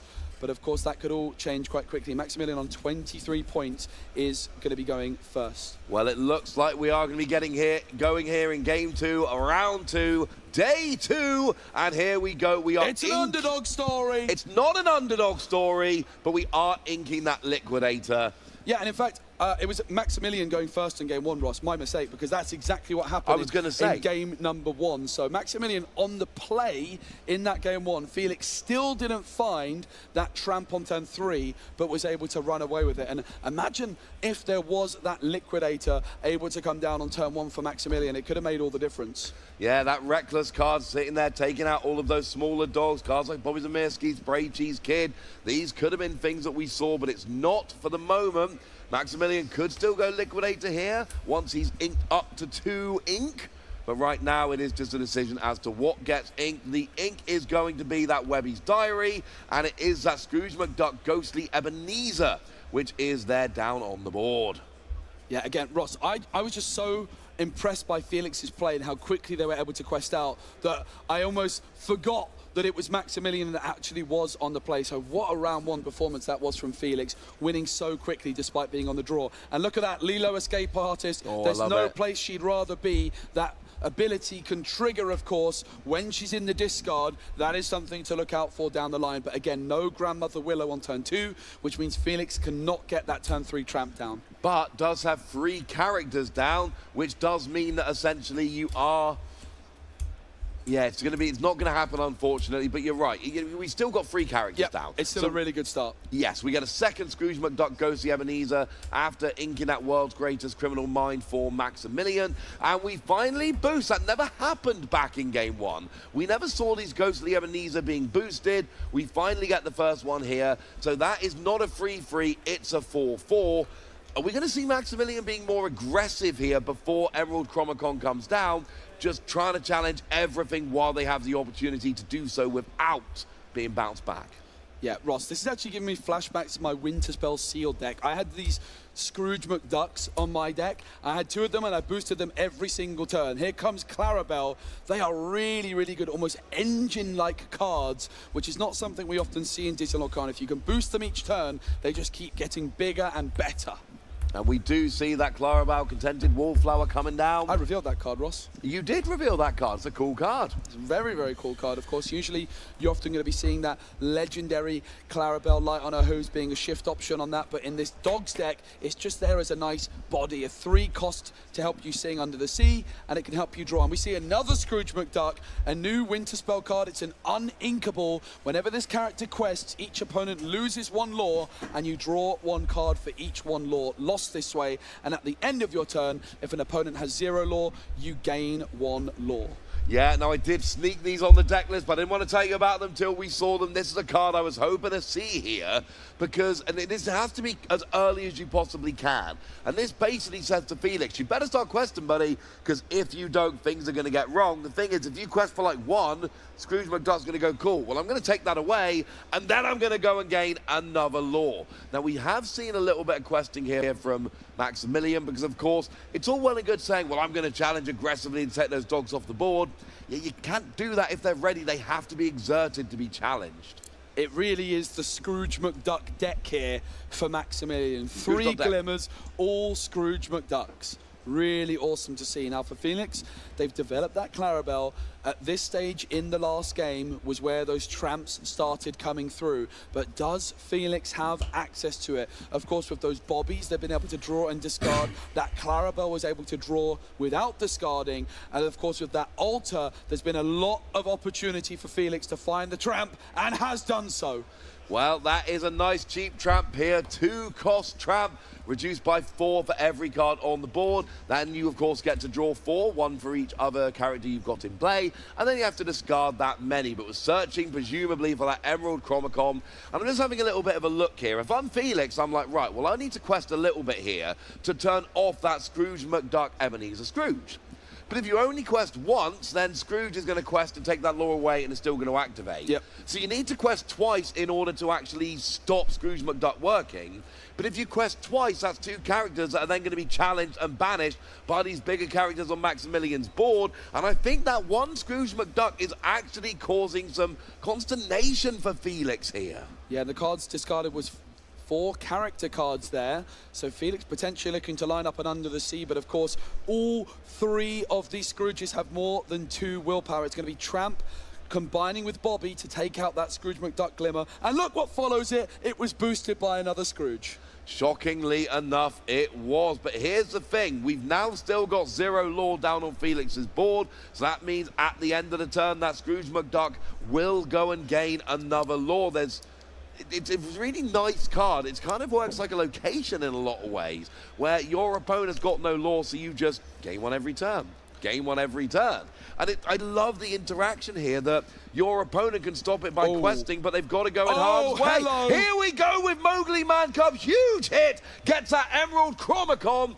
Absolutely fantastic. We saw how big that was back in game 1. Well, Maximilian has an answer. Hey, and the best part is, he made Felix choose to discard it because there's no other option. And we are going to see the Scrooge McDuck boost come through. That is now a 4-4. There is almost no item removal that comes to mind in Amber and Ruby. Once that item is on the board, it is probably not leaving the board. So how do you deal with it? Well, Mowgli Man Cub can get that discarded. That is a huge play from Maximilian. And also that information from the Tramp. You see those characters discarded, you expect it's going to be either Under the Sea or that Emerald Chromacon in hand. Maximilian managed to prevent themselves from inking that Mowgli, which is a huge decision, and just finding it at the perfect moment. And that's the thing. Last time it was... There's another one! Oh, Can you believe it? That is absolutely harsh for Maximilian. Felix actually able to get that Emerald Chromacon after having to discard 1 with Mowgli. And the point you made a second ago absolutely works here, Joe. And that is,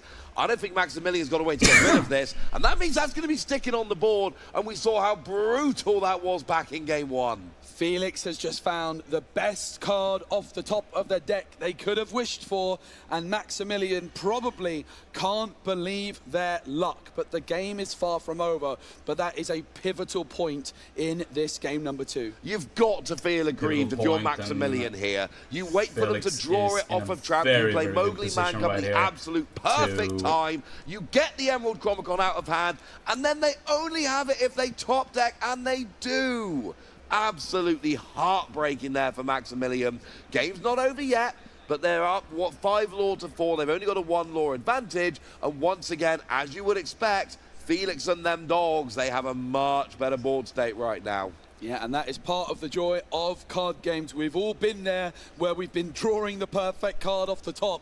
What a feeling that must be for Felix, and the difference in emotions there. Maximilian is going to be feeling absolutely gutted, but at this point, Ross, you can't dwell on that. You've got to put it behind you and just deal with the cards that are in front of you and see if you can find out a way out of this pickle. Absolutely you do, and it's not like you can just sit there and not challenge, because Felix has already got that trap there, which is questing for 2, and 4 other characters that are all questing for 1, and that is going to build up very, very quickly. If we go into just a flat lore race here, Felix right now, with the boards we're looking at, is going to win that race. Now, it is going to be a challenge. Ebenezer Scrooge is going to go after that Clarabelle Contented Wallflower, and that is obviously going to then activate the Emerald Chromacon to bounce the other Scrooge back to hand. Yeah, that Mowgli Man Cub is going to be the Headless Horseman coming through. That's going to deal with Lady, but of course it will be the Emerald Chromacon triggering once again. Could go for, of course, one of your own characters, don't forget, but usually it's going to be used at this stage in the game offensively towards Maximilian's side of the board. If you go for that Scrooge, it's an additional card in hand, of course, for Maximilian. And that is one of the reasons you'd boost it. At least if it gets bounced back, I get to draw an extra card. But if you bounce Mowgli, then potentially... Now, here's the thing. Felix is probably doing this because there's nothing to hit this turn. Mowgli could get a hit of this in a turn or two's time. We see another boost onto Ebenezer. Scrooge goes to Ebenezer. Scrooge McDuck. It's now a 5/5. But also, if it gets bounced back, that is at least 2 cards in the hand. But Maximilian on the ropes a little bit here. This is going a bit too similar to game 1. And I think we've just had 2 Lilo escape artists played from the discard. You've got them in there. Why not use them? Yeah, we certainly have. And the synergy that these cards have with the Emerald Chromacon is absolutely devastating. Usually this Lilo escape artist can feel a little bit lackluster, Ross. At just 1 strength, 2 willpower. It comes in exerted. But with that Emerald Chromacon, they are such a big threat because when one is banished, that Chromacon will trigger. Phoenix, not many cards left in hand, doesn't need cards in hand when he can spend all his ink on 2 Lilos. And that's kind of the thing. It means you've always got those 2 cards in hand you can put down and they quest for 2. So either your opponent deals with them and you get Emerald Chromacon and your opponent has to expend resources, or you get to quest for 4 every turn. Yeah, and Felix is 12 lore away. The board is questing for 8 currently. Maximilian with that Scrooge currently at 5 strength, 5 willpower. That Headless Horseman as well on the board. You would imagine it's actually a quest here from Maximilian with the Scrooge. Do you just leave those Lilos and go for the Tramp and the Bobby instead, perhaps? Let's wait and see. Well, here comes the Headless Horseman. Grab your bow. It's Grab Your Bow! What a big play this is. A new song card. I've been waiting to see this card all weekend, Ross. The 5-cost song sung by the Headless Horseman, and you can banish 2 characters with 2 strength or less. And that Tramp Street Smart Dog is a 2 strength character, 6 willpower, but only 2 strength, so you can get the big Tramp here. The one that quests for 2, the one that is otherwise very awkward to get rid of. It is going to be Bobby Zemirski here, and it is going to be Tramp, but that is then going to activate Emerald Chromacon because it is banished with Grab Your Bow. We really want a bottom deck to try and get around it, but we can't. Yeah, and look at this decision here for Felix, right? What Maximilian's doing so well is making things awkward for the Emerald Chromacon player. You can bounce back the Headless Horseman, you can bounce back the Scrooge McDuck, but both of those are not going to feel brilliant because that's 2 additional cards added to Maximilian's hand from the Scrooge, and of course the Headless Horseman is really not the kind of card you want to be putting back in their hand. No, not with that on-play ability that it has, but right now, no board for Maximilian Cole. Imagine another Grab Your Bow here, Ross. Wouldn't that be something? Oh, that would be something. It is that Aladdin barreling through. That is the same one we saw a couple of times last game. We are seeing a Scrooge McDuck Ghost, the Ebenezer come back down on the board. Oh, it's not Aladdin, sorry. It is Lady Tremaine, Sinister Socialite, that we do see coming down here, though it is another boost card. It certainly is. Boost 2, not a card I've ever seen play with that 5/4 stat line, and it quests for 2. What's the ability on this one, please, Ross? Whenever this character quests, if you put a card under her this turn, you may play an action with 5 or less from your discard for free, and then put it on the bottom of your deck instead of back in the discard to stop you cycling it. An action like Grab Your Bow, for instance. Are you telling me that Lady Tremaine might be grabbing her bow? She might be grabbing her bow. She is a bit of a sinister socialite. She's not somebody with whom I'd want to go to a dinner party, if I'm honest. But right now, she is going to be helping out Maximilian. Frankly, Ross, I'm not sure she would want to go to a dinner party with you. I find that offensive, sir. But this is a really interesting board state. 8 lore to 6. In comes Nani. Top 4 cards off the deck. Of course, you can add a character that costs 2 or less. Tramp is the card found, Ross. That enterprising dog is back here. And that is going to be, I mean, there's already a lady on the board. Oh, no, there isn't a lady on the board. They all gone. I just assumed there was, but they're in. So you don't get the cost reduction here. But we do get Webby Vanderquack Mystery Enthusiast. And that is going to boost one of your characters by 1 strength, which ends up being irrelevant. But if you're Felix here, you're just building out the board. You want to quest out and win next turn. Yeah, you certainly do. And this Lady Tremaine, though, surely is going to be going on a quest to get that grab your bow back. So Scrooge McDuck questing first. So you'd want a challenge here, but this is due to the power of the Emerald Chromacon that is not going to be a good option. If you challenge with Scrooge, the Emerald Chromacon hits the Lady Tremaine, and you're left in a bad spot. Here comes the boost 2. Now boost 2 and a quest. You need to boost this turn, and you don't get the card back. You play it for free. So you don't have to put it in your hand and pay any ink. You just play it for free, and then it goes to the bottom of your deck. You do have to boost this turn in order to get it, but you did. So you pay 2, but then you quest and get to play this free cost, grab your bow. So you've essentially played the free cost for 2 costs from your discard, but yeah, it does not go back in a discard. It's bottom decked to essentially prevent you looping this with Lady Tremaine every turn. Yeah, and it is going to be, again, 2 Chromacon triggers, and yet again, Felix goes for both of those glimmers for Maximilian. The boost card follows. I was wondering if Maximilian might be able to get up to that 8 ink mark this turn, Ross, and go for a Raging Storm if available. But, of course, that boost 2 from Lady Tremaine means that is not going to be possible if they even have Raging Storm in their deck. We have not seen it at this stage. We haven't seen it come through at all. We've not even spied it in their hand. Maybe it's there, maybe it's not. Right now, Maximilian has done a good job of keeping Felix off of having game on board. We inked the Maleficent Dragon, but right now, there's only 3 lore on the board, and Felix needs 6 to win the game, 7 to win the game. So potentially on a 2-turn clock. Here we go with a couple different Scrooge McDuck, Ebenezer Scrooge, and Ghostly Ebenezer, as I like to call them, regular Ebenezer and Ghost Ebenezer. It's back on over to Felix, who's going to ready, set, and at that set stage, doesn't forget those Lilo Escape Artist triggers, the No Place I'd Rather Be ability, then draws for turn. They are now 7 lore away, and again, it's just going to be questing time. This is the power of the Emerald Chromacon. You make your opponent do all the hard work at this stage in the game. And once again, those 2 Lilo, and this is where Lilo Escape Artist is so brutal for your opponent, because you just get it back every turn. You pay 4 ink, you get 4 lore potentially on the board for your following turn. You make your opponent have to deal with it every turn. Maximilian very much on the ropes here, 11 lore away from winning. We're going to be questing with Scrooge McDuck, which is going to take 1 away from Felix. But Felix is so close to winning this game, and there's 7 lore represented on the board. You need to remove 3 of them. No, you don't. You need to get rid of 4 of them, so that's really both the Lilo. That's about the only way you're going to be able to last a turn. But the problem is, we keep talking about lasting a turn, lasting a turn. Well, sooner or later, if all you're doing is lasting 1 more turn, there's going to be 1 time you don't do it, and that's going to be the end of the game. Yep, Lilo Escape Artist challenge, not for the first time in this game. Again, it all comes back to that Emerald Chromacon discarded by Mowgli, but Felix found it off the top. Maximilian is still 10 lore away from winning this game. Felix just 4 away.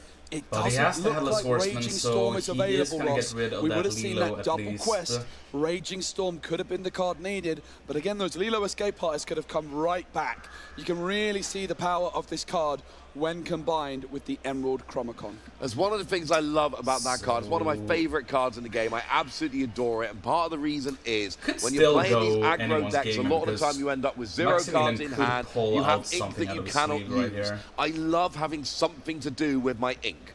And if I've got no cards in hand, because I'm playing a really aggro deck, just spend 4 of them on Lilo Escape Artist. Now here comes Headless Horseman, Terror of Sleepy Hollow, and that is going to get rid of that of the Lilo, which does take game off of board for Felix, and then it's going to be immediately bounced back. The good news is you can replay it next turn. The bad news is Felix is going to quest for 3 next turn. Yeah, and 3 is not enough, but a Go-Go to Margot is something we see in these Amber Emerald decks sometimes, and that would seal the deal for Felix at this stage, if available. It also means that Felix will then be forced into a complete board wipe every single turn. If Felix quests for 3, it means any quest at any point ever for the remainder of the game will give him the 2-0 victory and propel him up these standings. Does Maximilian have anything he can do? Raging Storm is really what you need here. You want a Raging Storm, honestly, every turn. Put a bunch of cards down, Raging Storm, Quest and Raging Storm, Quest and Raging Storm. That's how you finish out this game. If that card is available, we've not seen it, and I don't think it's in the deck. Yeah, we haven't seen it, and it's quite a little bit different to the Lucas Cowper build. We didn't see that grab your bow, the Lady Tremaine. That's the option that Maximilian's gone for. We saw Lucas Cowper with those Raging Storms, and it does look like a slightly different direction in the deck list. To be fair to Maximilian, if it wasn't for that Emerald Chromacon, I think they had this game 2 tied up. I think absolutely they did, and it was that top deck from Felix, and that's what's so heartbreaking. You hit it off Mowgli Man Cub, and then it gets top decked anyway.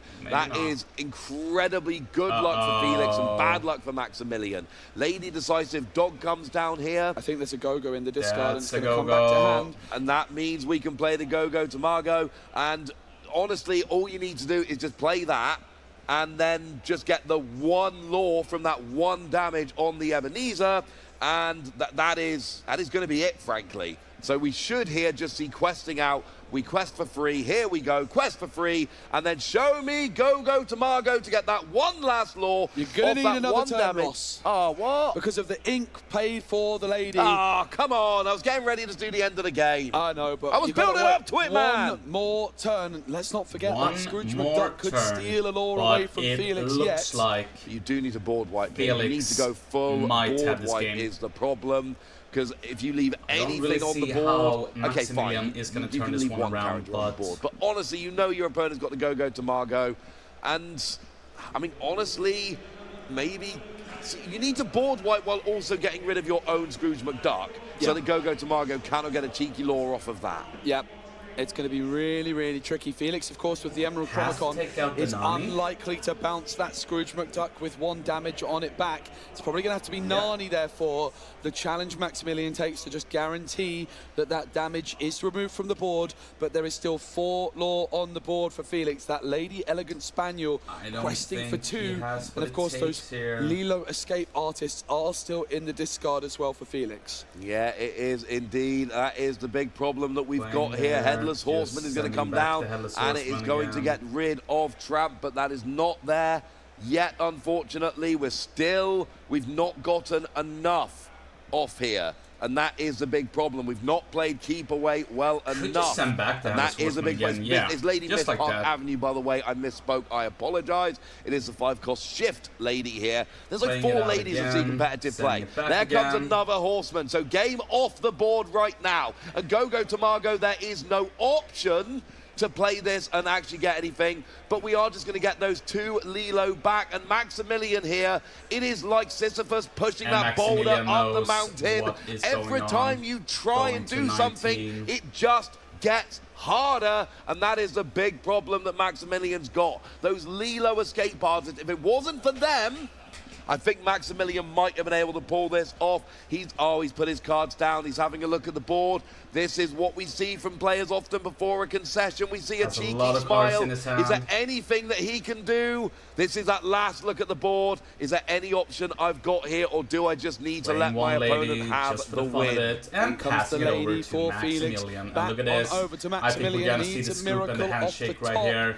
Doesn't seem like there's going to be anything available. Yeah, there goes the fist bump, and Felix takes this 2-0. The miracle did not come, and there were too many dogs to deal with, and it's Lilo Escape Artist having to deal with both of those characters every single turn was just too much. And we saw Maximilian do such good work controlling the board, but those 2 extra characters every turn coming from the discard, it was too much to deal with. It was too much to deal with. It was all about the Emerald Chromacon in this one, wasn't it? In that game 2, we saw the Mowgli Man Cub, the perfect counter to the Emerald Chromacon. But you can't play around an Emerald Chromacon off the top of the deck, Ross, can you? And in game 1, Felix actually did it really well. They were able to play the 2 Tramp for free with free ink available. They basically searched like a third of their entire deck, and then they had the free ink to immediately play the Chromacon, so there was no countering it. Game 2 wasn't able to do that, had to play, with all of the ink exerted. So when they drew the Emerald Chromacon, there was 1 turn Exactly one turn for Felix to go, Mowgli Man Club, yeah, I got rid of it, woo! And then that wasn't even it in the end, because all we just saw was one top decked. And how bad do you feel going to all of that effort, getting the Emerald Chromicon out the hand, and then seeing your opponent top deck it anyway? Yeah, it's one of those things that's going to happen to every single player at a card game tournament. And it's one of those things you just have to say, okay, it wasn't my day, go on to the next game and try and make a recovery. But a great performance from Felix, despite being the player going second, managed to get that 2-0 victory. Well, I've been passed a card, okay? We got this lovely Lord Carter Challenge cards. I will be stealing some of these and taking them home. But this one says that apparently we do have another game. Brilliant. Go and have a little bit of a look at. I like other games. Now, this is Friday, the Friday tournament. This is round 10, and it is game 3 with Boris Krischl against Johan. So we are tied at 1 game each, both players. We got 21 points for Boris, Germany, 23 points for Johan. Tied at 1 game each. We're going into game 3, and shout out to whoever passed me this card. That's pretty comprehensive knowledge. That's everything we need to get into this game where I'm looking at hands and I'm seeing a lot of Amethyst. I'm also seeing a little bit of other stuff there. Although actually, I'm looking at Johan's hand. I see Demona, I see Iago, I see Elsa, I see Olaf, I see Olaf. That is full Amethyst hand there on Johan's side of the board. Yeah, Boris representing Germany, Johan from the United Kingdom. It is game number 3. Again, 21 points to 23. Slight discrepancy in the points. Johan with a couple of draws throughout their tournament so far. Amber Steel with that aerial whisper is going to be absolutely fascinating to see. That's not a card we see very often. We'll see if that one hits the board and we get to talk all about it and what it does. Both players, it looks like we are setting up to go into this game 3. We can alter hands a little bit in the early game, and then we can see what happens after there. So, and actually, I'm having a quick look at this aerial ethereal voice. Yes. It's got boost 1, but once during your turn, when you play a song, if there's a card under it, so it's one of these, you only ever need to boost it once, you draw a card. Play a song, draw a card. That sounds like a pretty good deal. Oh, and we've got the underdog Angel, but Boris Krischl here going first and inking that aerial. But I think we're back to steel songs here, Spessy. Yep, it's going to be Olaf lending a helping hand in the inkwell, as that Palace Guard is the turn 1 play for Johan. Again, interesting to see, Ross, those boost 1 cards being so good. In comes Angel. And we are inking 1 and we are playing 1, but don't even say it, Spessy. I honestly had to hold myself back from that one. It's not an underdog story. It's not an underdog story. Not an underdog story. Olga Christensen as well, the artist for this one, is in the building, which is really awesome to see. I may or may not have thrown you under the bus and told her that you spilt that big can of drink earlier rather than myself. We'll never know, but it's a second Royal Guard Spectral Sentry here for Johan. And over to Boris, we do have that Angel, and it is a Singer free. Now, usually it's Singer 2 more than your cost, but here, because it's designed as an underdog to be a 1 cost, that's why we see it as a Singer free. A second aerial gets inked so that Nani, stage manager, can come down and go and search for one of those cards with 2 cost or less. So Boris has drawn 2 of those aerial ethereal voice, but unfortunately both of them have ended up in the ink in the early game. Do we have a song to sing? I don't know that we do. So we pass over to Johan, who seems pretty well protected behind just a battalion of Palace Guards. It's going to be 4 ink, on 3 ink rather, for the Giant Cobra for Johan. Of course, don't have to trigger it. It's not going to be triggered on this occasion. That Vanish would be quite disappointing to have that triggered. You're going to lose that Singer 3 potentially. Cards like Delamoon's Lullaby, quite popular in the current metagame. A lot of song cards usually, Ross, can trigger that Vanish effect, although I'm not sure Boris has anything that's going to be that effective in this case. We'll have to wait and see in a moment. We do have Grandmother Willow in hand, which is, I mean, if you're looking at impactful cards from Winterspell, I do feel like that might be one of the absolute just top tier ones that we see here. It's this card that just sees an absolutely absurd amount of play. First, we do have to go and get our Inkwell up to 4 ink. So this is a decision that Boris is making here. Doesn't seem like it's an easy decision. He's certainly having a good old think about this one.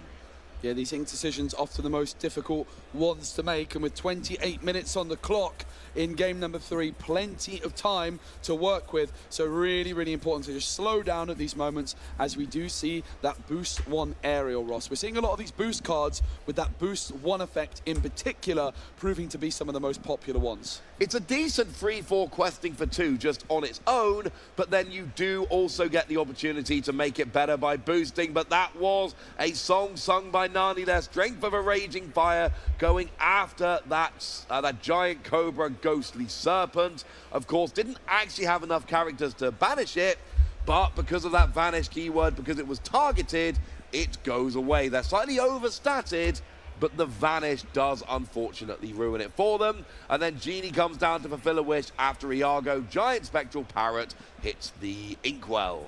Yeah, and I think if I'm Johan, I would also be inking the Iago here up against the Amber Steel deck. You're in game 3, you've seen some of the cards in their deck, and I think it's fair to say that you can expect that to be vanished. But Genie also being uninkable is the kind of card you have to play, but it can be taken out by the Amber. The Horseman strikes, an incredibly powerful action card here to deal with that evasive Genie. Takes out any evasive character, banishes any evasive character, and the problem is that there's a lot of evasives. Well, I said the problem, it's good if you're playing the Horseman strikes, but there's so many good evasive characters around right now. That's why it sees so good. It's a metagame call and a metagame full of these evasive characters. We are now boosting the aerial, so once per turn, when you play a song, you get to draw a card. Yep, and you don't even have to pay anything extra, right? Nope, just a straight draw a card as long as you have a boosted aerial on the board. That's a song. That is a song. It's a song whose name I very much struggled to get right.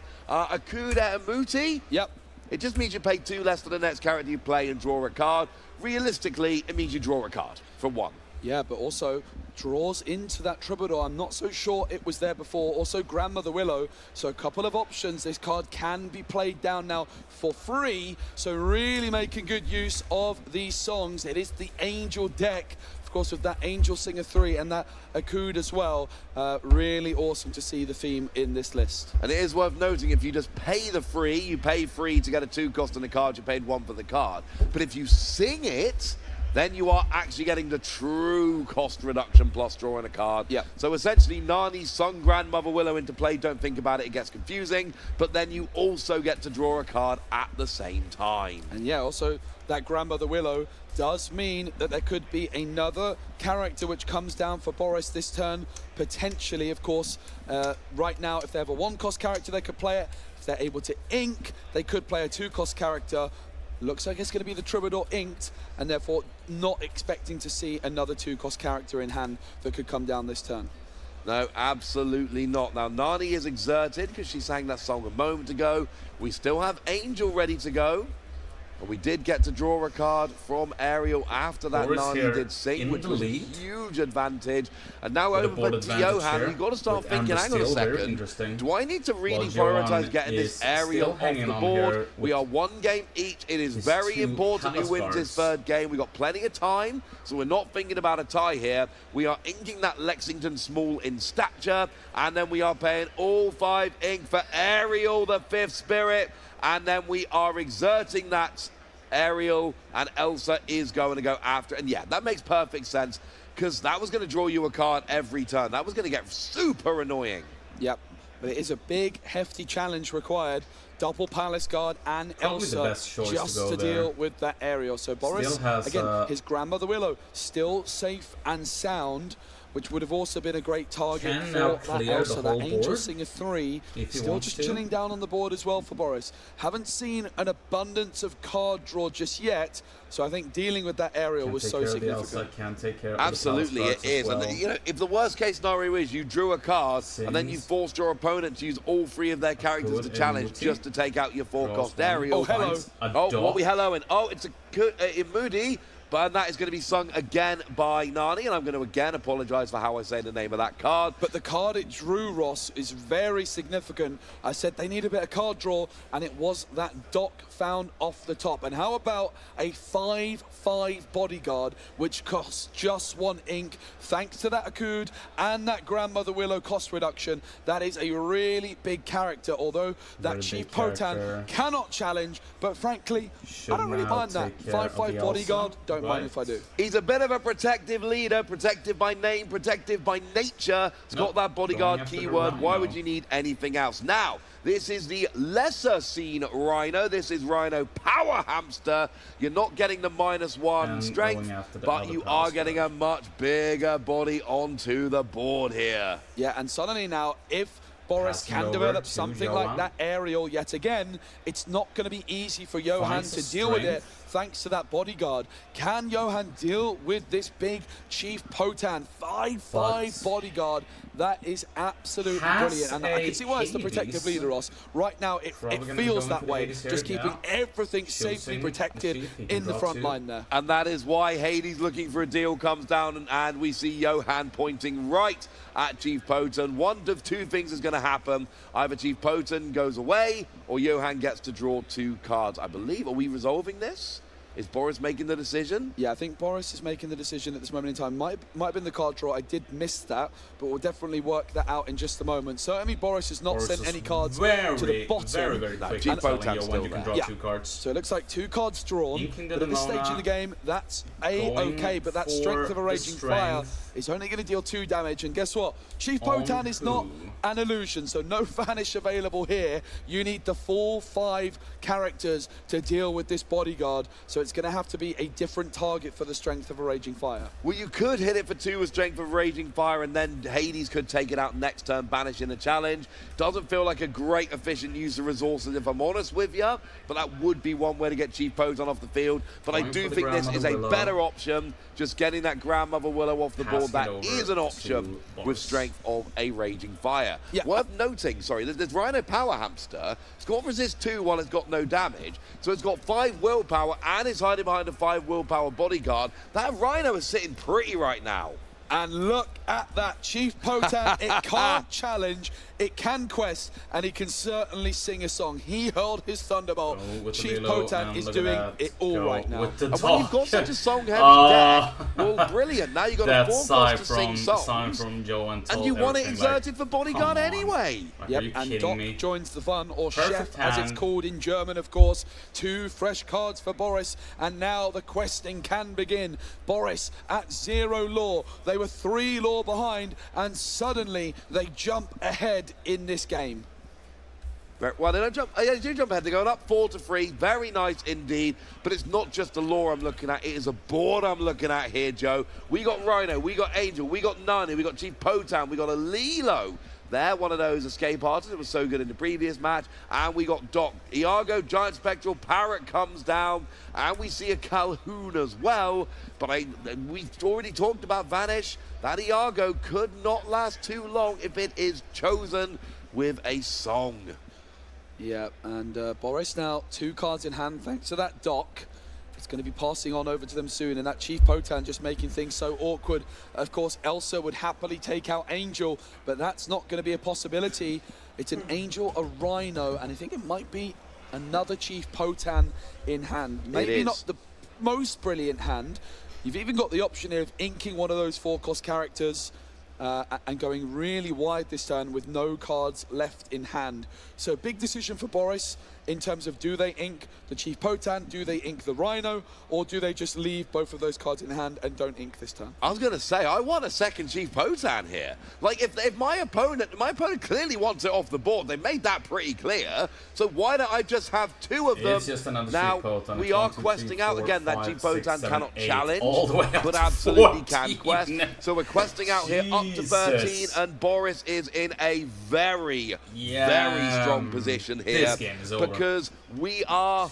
I mean, look at all of these characters on board. Look at all the questing that they're doing, and you're only 8 lore away from winning the game. I mean, come on. We got 1, 2, 3, 4, 5, 6, 7. Yeah, because of we got the 2 we've got the 2 quester there. That is the Lilo Escape Artist. It is game on board because Johan is going to have to be able to take care of trailing down at 3. but Chief Potan has been the star of the I show don't really here. know if he can do this. Really fascinating to see Amber He Steel. needs It's to not a find deck that was on my something radar here. coming It's just into an this ordinary weekend at all, Ross. Elsa. I think it's the lowest That I've is ever not seen going to Amber work, Steel represented. unfortunately. I have a feeling after this weekend you Because might be seeing a Thiago little bit more of it at your local game store. I remember the Steel songs from the first season of Disney Lorcana Challenges we did together, Joe. Oh, he it can, was he can. everywhere. Zach Bivens actually was a big proponent of that He deck has to for a go for long the time, both doing cheap very, Potens very here. well with it. Now, Elsa Fifth Spirit comes down along with a Diablo Obedient Raven. I mean, this is not exactly the board that looks like it's going to be going too hard into it. Now, we do finally get rid of the Chief Potan, but it took a lot. Yeah. And that, yeah, it took 3 characters off the board, and now that Iago's got 5 damage on as well. So, you know, what did it cost? Not quite everything, but a lot. Yeah, and Boris, all that while, has just been able to continuing to develop their board, an extremely wide board, continuing to quest. The board is not quite enough, I think, to win. 4, 5, 6, 7 lore, 1 lore away. Don't tend to see much of that cheeky lore, as you like to call it, Ross, in this Amber and Steel deck. Oh, we are questing all the way up here. We haven't made it. We've got up to 19. But this is one of the things we see so often. Johan, fine, he stopped Boris winning the game, but look at Boris's board. If one of those characters is on the board, and that's too much for Johan, he goes, I can't get rid of all of those characters, Boris. Congratulations for your Steel Song deck, because it is back, and it is putting Boris up to 24 points with a 2-1 victory. And honestly, I'm just sad we didn't get to see games 1 and 2. Yeah, Ross, you know what? There was a really, really silly line that in my head I was thinking, oh, that would be hilarious, because they had the Rhino in hand, that's a shift 2. They could have shifted 2 onto their other Rhino just to assert some dominance at the end, because it looked like it was a foregone conclusion. Of course, that would be a little bit ridiculous, but it's something that was crossing my mind. Hey, if you can, why not? And we did get to see that Rhino come down. Rhino, absolute star of Bolt, let's be honest with you. I went to see Bolt once in a cinema that was completely empty. It was just me. And because I'd been to a job interview, I was wearing a full suit, alone in a cinema watching Bolt. One of my weirdest cinema experiences, but very good film. Yeah, sounds like a great experience, honestly. Did you have some popcorn as well in your suit? Well, I was trying to be nice, but I had like a 2-hour wait after the job interview before my train. I'm like, what am I going to do? I'm going to go watch Bowl. Sounds like a great move. That was a fantastic move, quite frankly. I'm very proud of myself, as should Boris be. And that Steel Song deck, it is not one, like I say, there was a time when that was just absolute top of the meta. We are not there right now. But I'm seeing it go through, and we've got that underdog, with a Singer Angel, so many fun tricks. But why am I telling you about the fun tricks of this deck when we can hear about it from Boris? Let's just go chat to Boris. Welcome back to the Disney Lorcana Challenge here in Ghent, Belgium, and I am joined by Krishel, who just come off of a 2-1 victory. Krishel, great to meet you, mate. You were playing a super spicy deck, Amber Steel, but with the new Ariel, almost reminiscent of the Steel Song of old. Not quite Whole New World and Cinderella, but a little similar. I've got to ask you, why did you bring that deck today? Well, First of all, I always prefer playing decks that aren't necessarily the main meta decks. I like to build something spicy.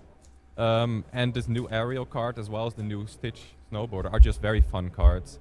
So I tried to build something that's a little bit similar to the original Steel Song deck, but still works in the current meta. And I've played around with a few cards. It seemed to work. And then recently online I found another deck at some tournament that seemed very similar to what I had built, but put in the 5/5 Bodyguard. And with that addition, it's actually a really good deck now, so all of a sudden. So I thought I'd just bring it to the DLC and see how it goes. Yeah, and it's going well. Yeah, shout out to Braden Bodish, a member of the community who I know was playing a very similar build with that Chief for 5/5. Yeah, shout out to Braden, I know has been enjoying that deck. So what do you think are your favourable matchups in the metagame at the moment? Probably Amethyst Steel is the main one I want to face, as luckily I faced that right in this match. Unfortunately, it's the first time I faced it this entire tournament. I was hoping to play a lot of Amethyst Steel. This is the first match. And Dogs is also relatively good if you can get out the Angel very early and just start shooting their little guys down. but Blurple is tough, Blue Steel is tough, and all these control matchups are also tough because you're not very fast. But I've somehow managed to squeeze through and still go 8-2 so far. I'm very surprised myself that it's been going so well. Yeah, I mean, like, I think the community are going to be thrilled to see your deck doing so well. Anytime we can see something that isn't the norm, then I think that gives a spark of life to the rest of the community, and they say, okay, this guy's done pretty well with this, let's pick this up, and maybe we can have a more varied meta game. So yeah, you're on an 8-2 record at the moment, as far as I know. Exactly, yes. Yeah. So you're on course, hopefully, to secure that top 32. I must ask, how long have you been playing Lorcana? I've been playing since set 1, since the release day. On OG player, yes. I randomly just saw online that there was an opening day, pre-release, starter deck tournament. I've never heard of Lorcana. I thought I'd just go there to the local TCG store, play it, and I've been playing ever since. I've not have any other TCG experience. I just got into Lorcana, and it's been very, very fun. Well, welcome to the world of trading card games. Thank you. No, that was awesome to watch. I know a lot of people are going to be rooting for you. We'd love to see that deck go even further. How have you found the DLC experience so far this weekend? It's been incredible this weekend.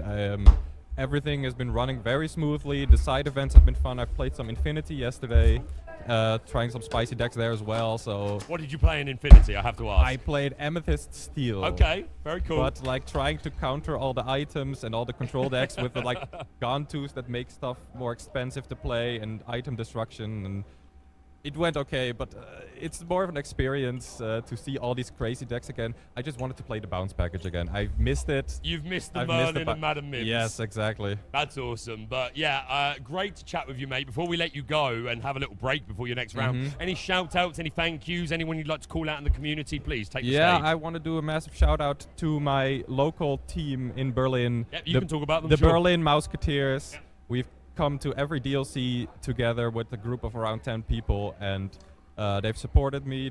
We've been training together, and it wouldn't be fun to go to the DLCs without them. So big, massive shout out to them, and of course every other player from Berlin, from the local TCG stores, who've also been playing very well here at the DLC. Absolutely amazing, my friend. An absolute pleasure to meet you and to have a chat with you. I wish you the best of luck over the rest of your run. Thank you. Maybe we'll see you a bit later on, but yeah, there you go. Amber Steel Song. Maybe it's back. Get your aerial, ethereal voices, because it seems like they're pretty good. We've got more Disney Lorcana action coming up very soon. Don't you go anywhere. Thanks, Baker. I'm Baker, and I'm here in the booth with the lovely Kim. How you doing? I'm doing great. Aren't you? Are you doing great? Are you so excited to cast with me? Baker and Kim. No, I've been dreading it all weekend.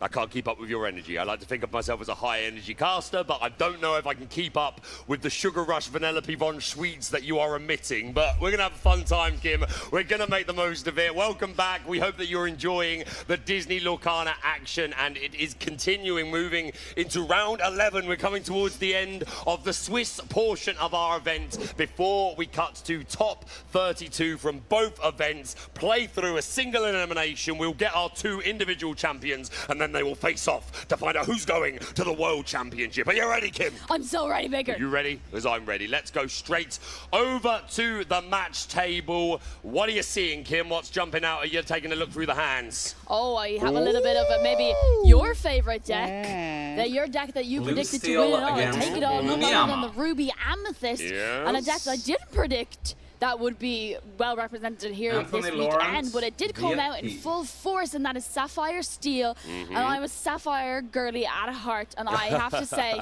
I love it. And obviously, going in here, the first thing that they're going to be wanting to do, obviously they're altering their hands, they're entering their altering hand phase, trying to get that all-important turn 2 ramp. But I do see a Jasmine in the hand, which makes me think it may be kind of an ally build of a Sapphire Steel. Was it the ally one, was it? Because there was also the 5-cost steel one, which can get evasive. But yeah, these blue steel piles quite often come with that ally package. There's the 1-drop Jasmine, and there is the Floodborn Jasmine, who can shift on 2, and the 1 quest, look at the top 3 cards of your deck, and you can put an ally into your hand, and it combos very nicely, Kim, maybe you'll agree, with Pleatly. Not sure if that's in the deck, but a nice additional way of ramping you. Obviously, we'd like to go 2, 4, 6, but maybe you don't see that curve. Maybe you just want to take a different option. So there are multiple ways of getting up to the high end of that curve. And when we get there, Kim, can you talk us through some of the cards that you might expect to see in this Sapphire Steel deck? Yeah, of course. Like the idea of Sapphire Steel in general is you want to kind of ramp up slowly, ramp up kind of quickly, as fast as you can, and then drop slowly those. But quickly. slowly but quickly. Like, we know their early game isn't so strong, but with the likes of the Shift 2, the Dual Ink Jasmine, the Sapphire Steel one, we can get in early, get some early questing in, and then, because we know we're against Ruby Amethyst, but of course our players don't know what they're against. They don't know that yet.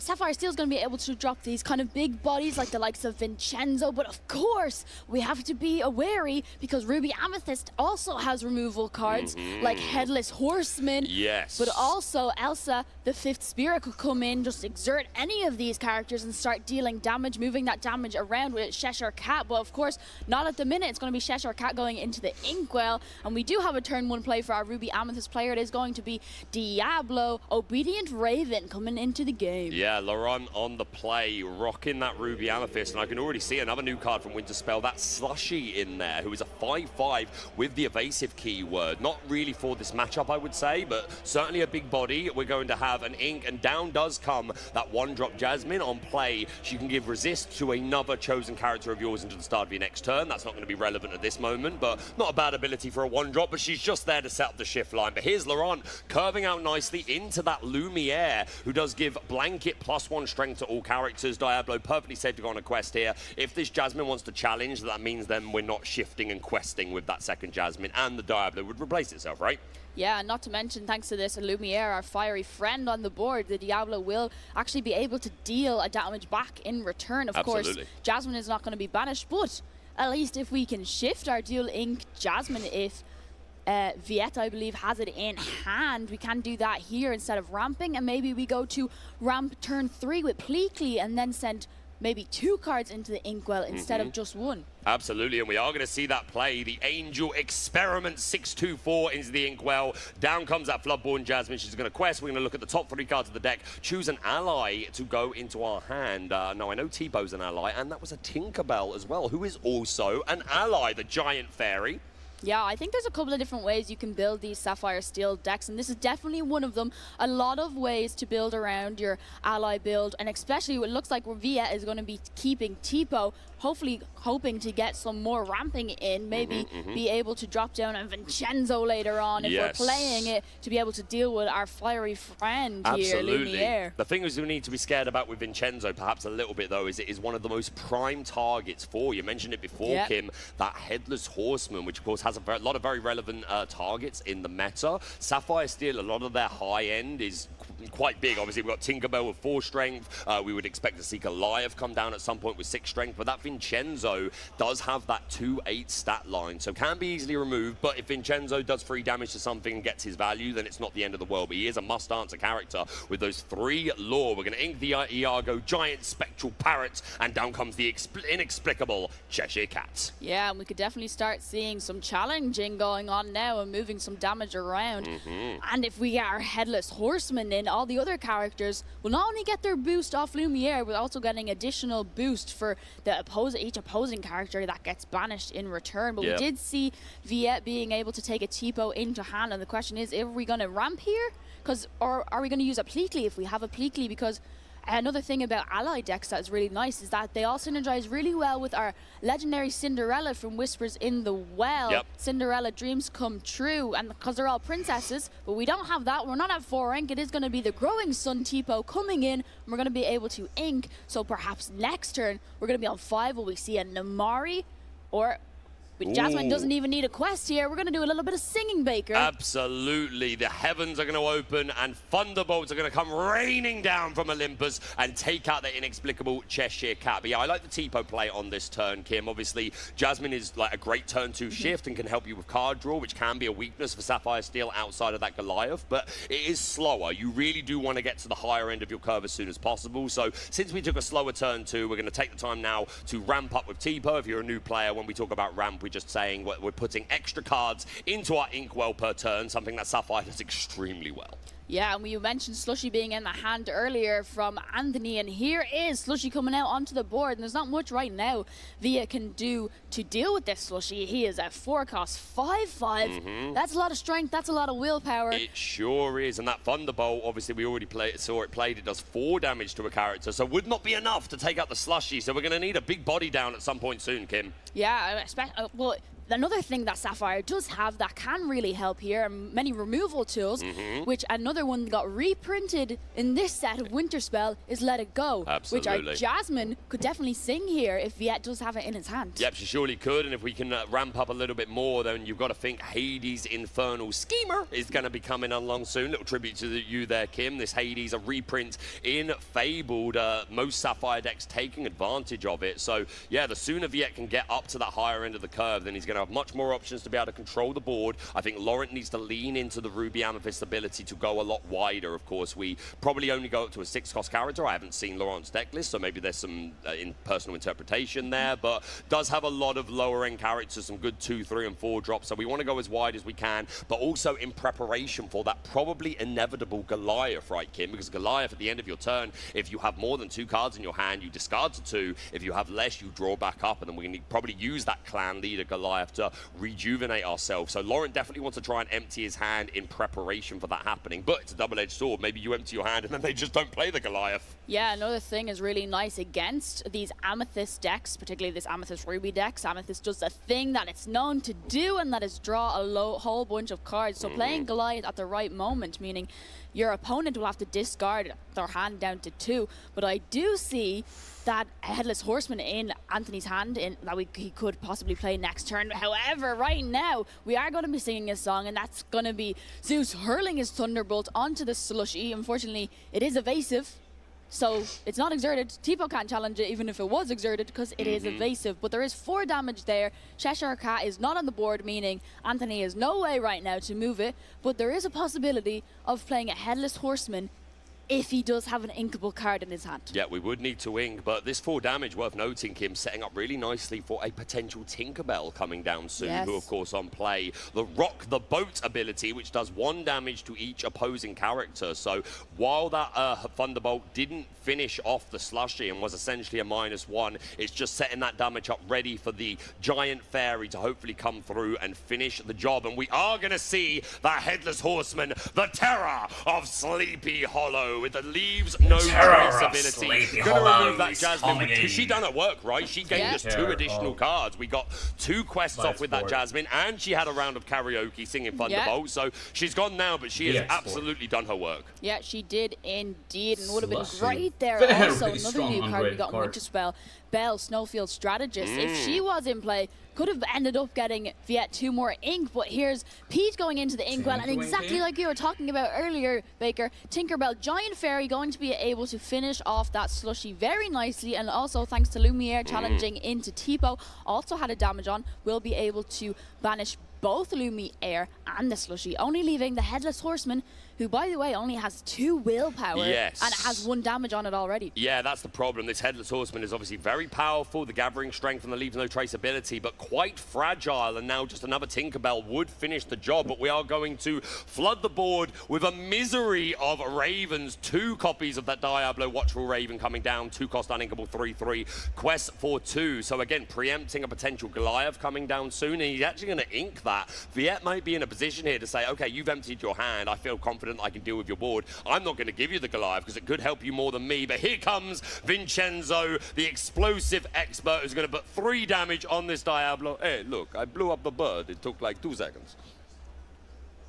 That was perfect. I love that. I don't know about perfect, I had to have a little giggle because I was like, that was perfect. We try. We do our best. But exactly the card Viet wanted to see. Going to ink the Goliath was definitely going to help Anthony a little bit more. There was only 2 cards in his hand. However, our Vincenzo, even though he's an explosive expert, he's not very strong in strength himself, meaning this Headless Horseman that was in Anthony's hand is going to come down and be able to banish it immediately. And not only that, the gathering strength ability that you mentioned earlier, Kim, that when an opposing character is banished while there's a horseman on the board, all of your characters get +1 strength. And because there were 2 horsemen, it was actually +2 strength to everything. So that horseman went up to a 6/2 character with 1 damage, so able to easily and cleanly finish off that Tinkerbell. Yeah, but no need to fear. Tinkerbell was not gone for very long.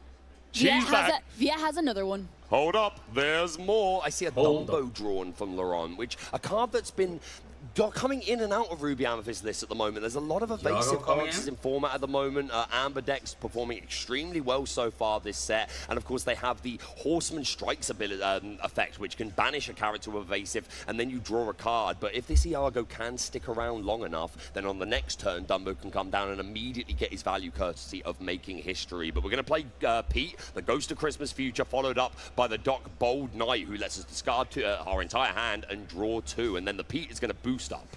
Yeah, and exactly the card that Viet wanted to see there after we being able to play the Pete. No cards left in hand, so we can just play the Doc. We didn't have to discard anything because we didn't have anything in hand. We were able to just freely draw 2. We were going to ink a Jasmine, and we're going to pass back to our lovely Ruby Amethyst player, who is indeed going to play that Dumbo, and we are going to be able to use the ability Making History to exert Diablo, pay 1, gain a lore, and draw a card. Exert the Iago. I don't want to see Diablo evasive again. This Dumbo, of course, gonna make that history, draw the cards as said, but it's interesting because Viet doesn't have the most answers to evasives. Obviously, there is hard removal. We talked about Hades, we talked about Vincenzo, but generally doesn't play a lot of evasive characters themselves. Sometimes you might see that 5-cost Jasmine who gains evasive during your turn. I've also seen some Sapphire Steel or even Blurple deck lists playing that Ink Runner, which is an item where you can give alerts to one of your characters for the turn. Of course, alert allowing you to challenge as if you had evasive. So not so many actual evasive characters, but ways of dealing with them. But so far, this Iago and Dumbo looking like they're set to stick around. But what does Viet have in hand to interrupt this board flow? We're going to boost the Pete, and when he quests, you look at the top, look at cards from the top of your deck equal to the cards under Pete, put one of them into your hand. So because he had 2 cards underneath him, Pete, this is essentially acting as a develop your brain. Yeah, and there's the card we were talking about earlier. If we didn't hit turn 2 ramp, sometimes you might go for a turn 3 Pleakley. And unfortunately, the cards he kind of did want to see earlier on coming out now thanks to courtesy of our Pete Ghost of Christmas Future, just having a little glimpse into the future of what's on top of the deck there. Oh, and here is one of those evasive answers. Vincenzo coming down for another round. We're going to put 3 damage on the 9th Wonder of the Universe and send him back to the circus. Yeah, nice, very nice play there for Viet, meaning this turn Anthony will not be able to use Dumbo's ability Making History to be able to draw an additional card, leaving, I believe, just 2 cards still in the hand there for our Ruby Amethyst player. Yeah, the fact that Laurent was, I think, really playing into the expectation of that Goliath coming down, which I do think is the correct way to play, but Viet saying, okay, well, I don't think you've got a whole lot left. I like what I've got. I'm just going to ink this Goliath and not give it to you. The Elsa 5th Spirit going to come down, exert that Vincenzo, and there are ways of dealing with it, and of course only 2 strength, so we would have to give up, well, we could put the Iago and Elsa isn't going to be enough. That's only going to be 6 strength. They will both survive. I think a Horseman is going to have to go in as well here, but we'll see what Laurent wants to do. He's at 7 lore so far to 6, but lacking resources in hand. Yeah, I think there's 2 ways Laurent could go about this. It's either Iago and the Horseman can take it out, or we can go in and use Iago and an Elsa and a Diablo. But either way, you're going to lose a character. Maybe it be Horseman, maybe it be Diablo. But either way, we're going to have to sacrifice something.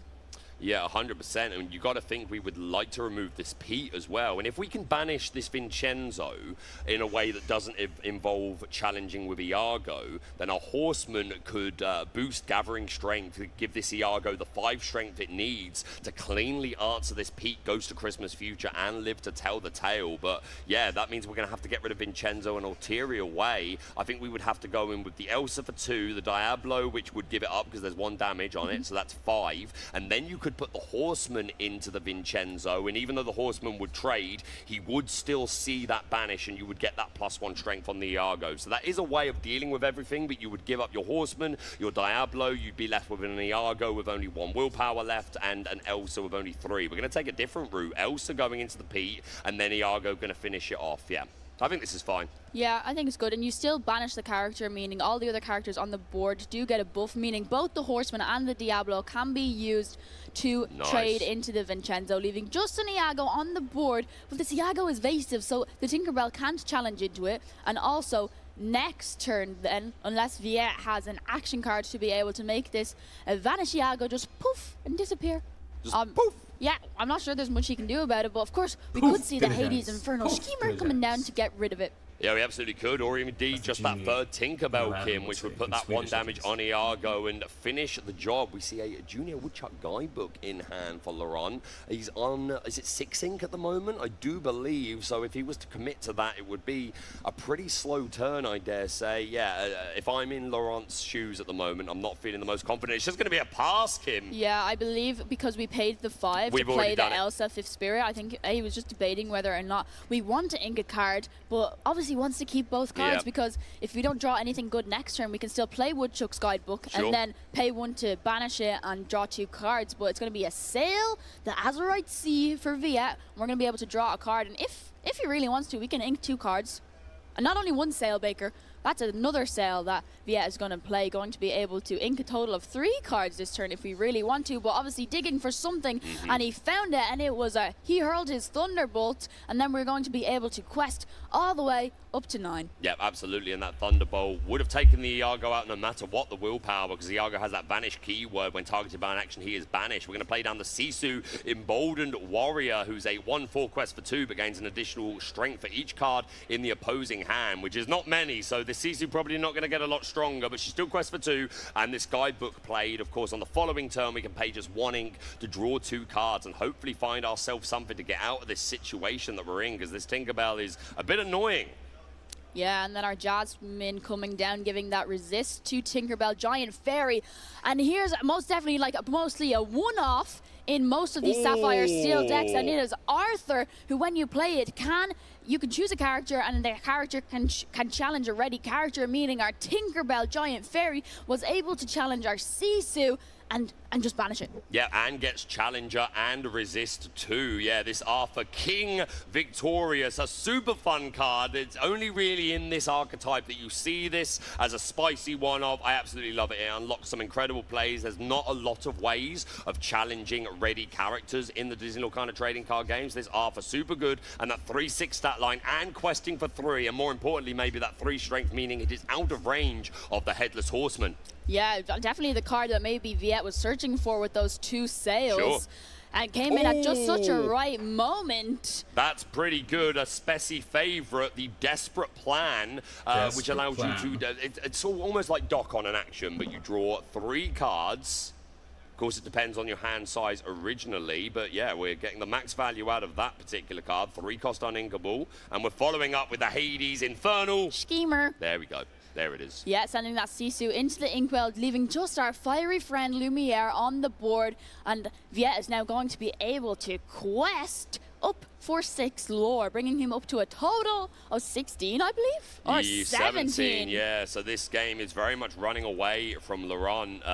Viet looking ready to take this game 1, and Laurent was on the play as well. So, yeah, yeah, I think he's happy with that. We're going to pack it up and we're going to move into a game 2. Yeah, I think the story of that matchup, we had the Horseman at the right time for the Vincenzo, but played, I think, too much into that, expecting the Goliath to come down. Again, not saying that was the wrong way to do it, but when he emptied his hand, just Viet had a lot more going on, was able to find that dock and replenish the hand, and then a couple of just subpar draws, really, finding the Sisu, the guidebook before we had a chance to play it. But yeah, I'm hoping it goes a little bit better for our Ruby Amethyst player this time. I think it's going to be, we need to go as wide as we can early. Of course, Sapphire is a bit slower in setting up. I think on turn 2, we need a Quester on turn 1. On turn 2, we need that Diablo. Turn 3, I'd maybe like to see a 2 and a 1 drop.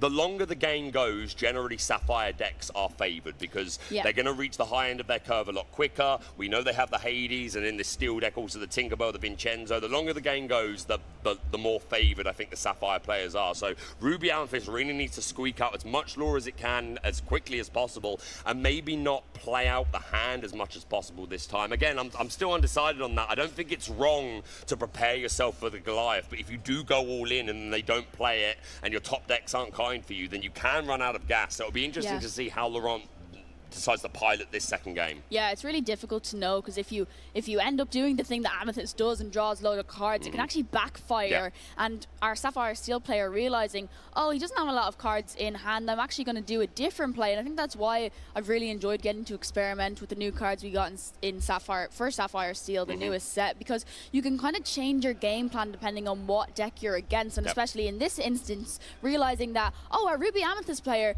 only has 2 cards in his hand. Goliath's not going to really benefit me. Instead, I'm going to ink it. I'm going to play something else. I have a dock also. I can just draw myself cards. It doesn't benefit you. Thank you very much. And one card that we didn't see in that particular match was the Demona, the 6 cost, who of course on play exerts all opposing characters and can help you draw up to 3, which is actually a really nice play against the Goliath, because obviously that Goliath has the Stone by Day ability. If at the start of your turn you have 3 or more cards in your hand and they do not ready cards in hand, equals sunlight, and obviously Goliath, it kind of plays around its own Stone by Day ability by forcing you to discard back down to 2. So if you leave it exerted for a challenge or a quest or a song or something, Goliath's then going to empty your hand back down to 2, so he should ready at the start of the next turn. But then you can play the Demona, force your opponent to draw back up to 3. That is not optional. You have to do it, and then stick the Goliath clan leader. But hey, we might not even see it again this game, but we're off to the races. Game number 2, going to start with that altar. If you're just joining us, welcome to this Lorcana Challenge here in Ghent, Belgium. This is round 11. We've had 2 day ones on Friday and Saturday. Both were 8 rounds of Swiss, respectively. Today we are doing 4 additional rounds for each of those 2 tournaments for our cut to top 32. Lots of exciting Disney Lorcana action coming up today, Kim. Yeah, and all of our players playing their extra 4 rounds of Swiss this morning, hoping to win every single one or get every win they can in order to make it into our top 32 bracket for each day. So not only will we have a top 32 from day 1, our Friday event, we will also have a top 32 for day 2, our Saturday event that took place yesterday. So in total, we will actually have 32 plus 32, that's 64. We have 64 players earning themselves an invite in the EU qualifications in September. Yeah, and again, we've been saying all weekend for a lot of players, it's all about their next opportunity to play competitive Lorcana. Of course, we want the prizes, we want the promos, we want the playmats, we want all that, but we want a chance to go to an even bigger stage and put our pedal to the metal, show what we can get, see if we can get to the World Championships, where the creme de la creme of the Disney Lorcana community will be facing off. But here we go, a fist bump to start off game number 2, and here we go. Yeah, our Ruby Amethyst player this time going to be on the play. I do believe they might have been on the play last time. Yeah, so hopefully this time around it goes a little bit better. We are going to be able to play our one drop Palace Guard. I already see a nice curve here. We've got the Lumiere or the Diablo for turn 2. I would probably be prioritizing the Diablo. As I said, we want to squeak out as much lore as we can in the early game, where the Sapphire Steel player is maybe not going to be best set to answer it. We've already got a turn 3 inexplicable Cheshire Cat. It came down last game as well, but it was immediately met by the Thunderbolt. This will be very testing to see if we see the turn 1 Jasmine this turn. We are going to... okay, we don't. We see an ink of the Steady Strategist Jasmine, the Floodborn. Instead, we're going to see the Captain Hook, the OG Arc Kim. Fun fact, that was the first Disney Lorcana card I ever saw when I discovered the game. I was on social media, I was scrolling, and all of a sudden I saw a little banner, the Disney Lorcana trading card game with that Captain Hook, and I fell in love at first sight. Absolutely love that artwork. I don't blame you, Baker, and I do believe it's probably one of the first reprints we got. It was. It was my card reveal in set 8 before we actually had our reprints. There were 2 reprints. Our official reprints came in Fable, but there were a couple in set 8. There was a Captain Hook and the Dalmatian puppy. Yeah, and that Palace Guard on our Ruby Amethyst board is going to be followed up by our Diablo Observant Raven. Love to see it. Yeah, we're taking the hopefully 2-4-6 approach this time from Sapphire Steel, instead they're going to play that Tipo on turn 2. So looking to ramp up as soon as possible. So Laurent needs to make the most of these first couple of turns until Viet unlocks the higher part of his curve. We've got the Cheshire Cat there. We've also got 2 Lumieres. Obviously, this is a turn 3, so I'm expecting the Cheshire Cat to come down. Yeah, we could also see a Lumiere come down, or perhaps we'll save the 2 Lumieres to play next turn, and we can just drop two drops essentially. But it would have been interesting to see whether Viet did have the Jasmine shift, whether we would have went for the Lumiere and then Jasmine would have quested, and we would have been able to challenge with the help of Lumiere's additional strengths with the Diablo and the Palace Guard. But it's not going to happen this way. We are going to play the Cheshire Cat, and we are going to be able to start getting that early lore on the board. Yeah, I think the double Lumiere will be right in some matches, like Dogs 100%, but here we do have a Genie in hand. We want to get as much lore as we can in the early game, and again, Laurent run out of cards last game, so maybe we'll be less willing to play around Goliath and just say, you know what, I'm just going to draw cards, and if you make me discard ones, then at least I can try and prioritize the better ones. But yeah, that Diablo also was able to quest, but the Captain Hook able to answer it swiftly. Angel going into the Inkwell, courtesy of this Sail the Azure at Sea. We can ink an additional time this turn. Yeah, it's not going to be the 4-drop Cinderella, but we do have another way of ramping in the form of Sail, which may help Viet maybe draw into another Sail, and will we see a double ramping happen, and maybe also play a 1-drop, maybe have another Captain Hook Forceful Duelist. What a thing that would be. Let's see what Viet's going to choose to ink here. It's already been an Angel and that Goliath going to go into the Inkwell, maybe committing and saying, hey, I didn't play this last game, and it worked out very well for me. Maybe he's got an additional one in hand. We will find out. This Tipo perhaps going to go on a little quest, maybe? What are we thinking? I feel like Tipo might be going on a little quest, and I do believe I see a Pleakley in that hand. It seems like Tipo's going to challenge, and we are going to be playing the Pleakley and putting Tipo into the Inkwell face down and exert it. Very nice, and you might that 1 damage is indeed relevant because the Palace Guard is a 1/4, so with that 1 damage, this Pleakley would now be able to answer it. But Kim, you've got to be careful to not play into this Cheshire Cat with the It's Loads of Fun. This is a card that can really lock down boards, because any situation where you present your opponent where they can leave damage floating, this Cheshire Cat can take advantage of it. That said, Kim, most of the Sapphire Steel cards are bigger than 2 willpower, right? Sure, you might get rid of a Tipo or 1-cost Jasmine, but a lot of your deck is going to be a lot bulkier. So this is a deck that can kind of play into the Cheshire Cat a little bit more safely. You still got to be careful.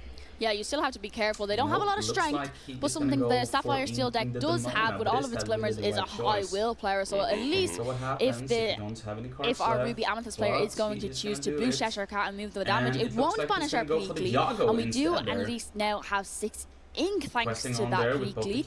But for our Ruby Amethyst player, we are going to play Iago, and it does look like we are just going to quest.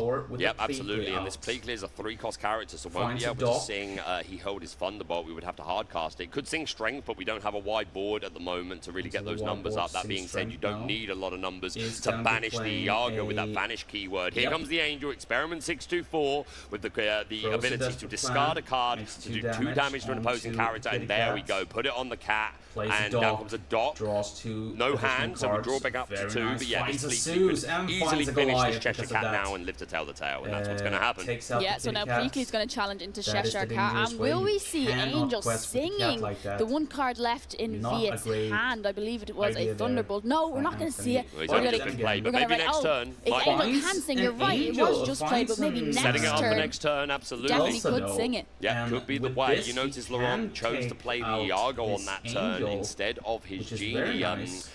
Is going to be inking perhaps just wanting to make Viet burn his removal on the Iago in the hope that the Genie would stick a little longer. We're going to play Elsa the 5th Spirit, going to exert down that Angel 624 Iago, and Iago's going to finish it off. Elsa taking out, nice cleanup of the board there.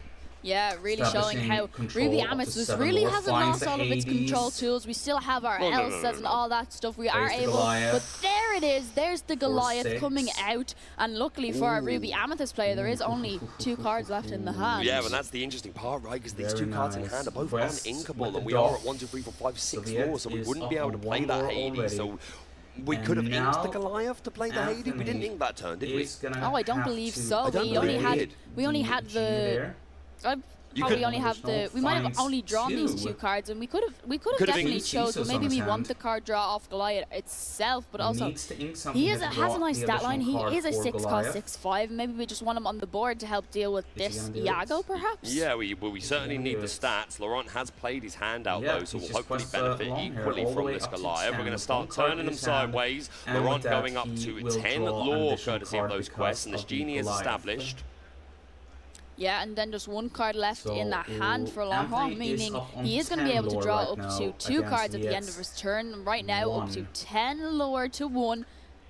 Not has a wider board, but it's still anyone's game. It can still be anyone's game. Yeah, I'm expecting if we can ink, which we do, probably the Hades going to come down here and remove the Genie, I would expect. But we do have the third. Okay, we're going to go with that and probably going to Thunderbolt the Genie. Yeah, we're going to take it. We're going to take that route, and then the Doctor's going to go on a nice little quest. Obviously, this Elsa is an evasive character, and we've emptied our hands. The Goliath is going to refresh our resources straight away, back up to 2. You noticed a couple of turns ago, Laurent did ink one of his copies of the Mona, which I mentioned earlier is a way that you can play around this Goliath. None in hand now, though.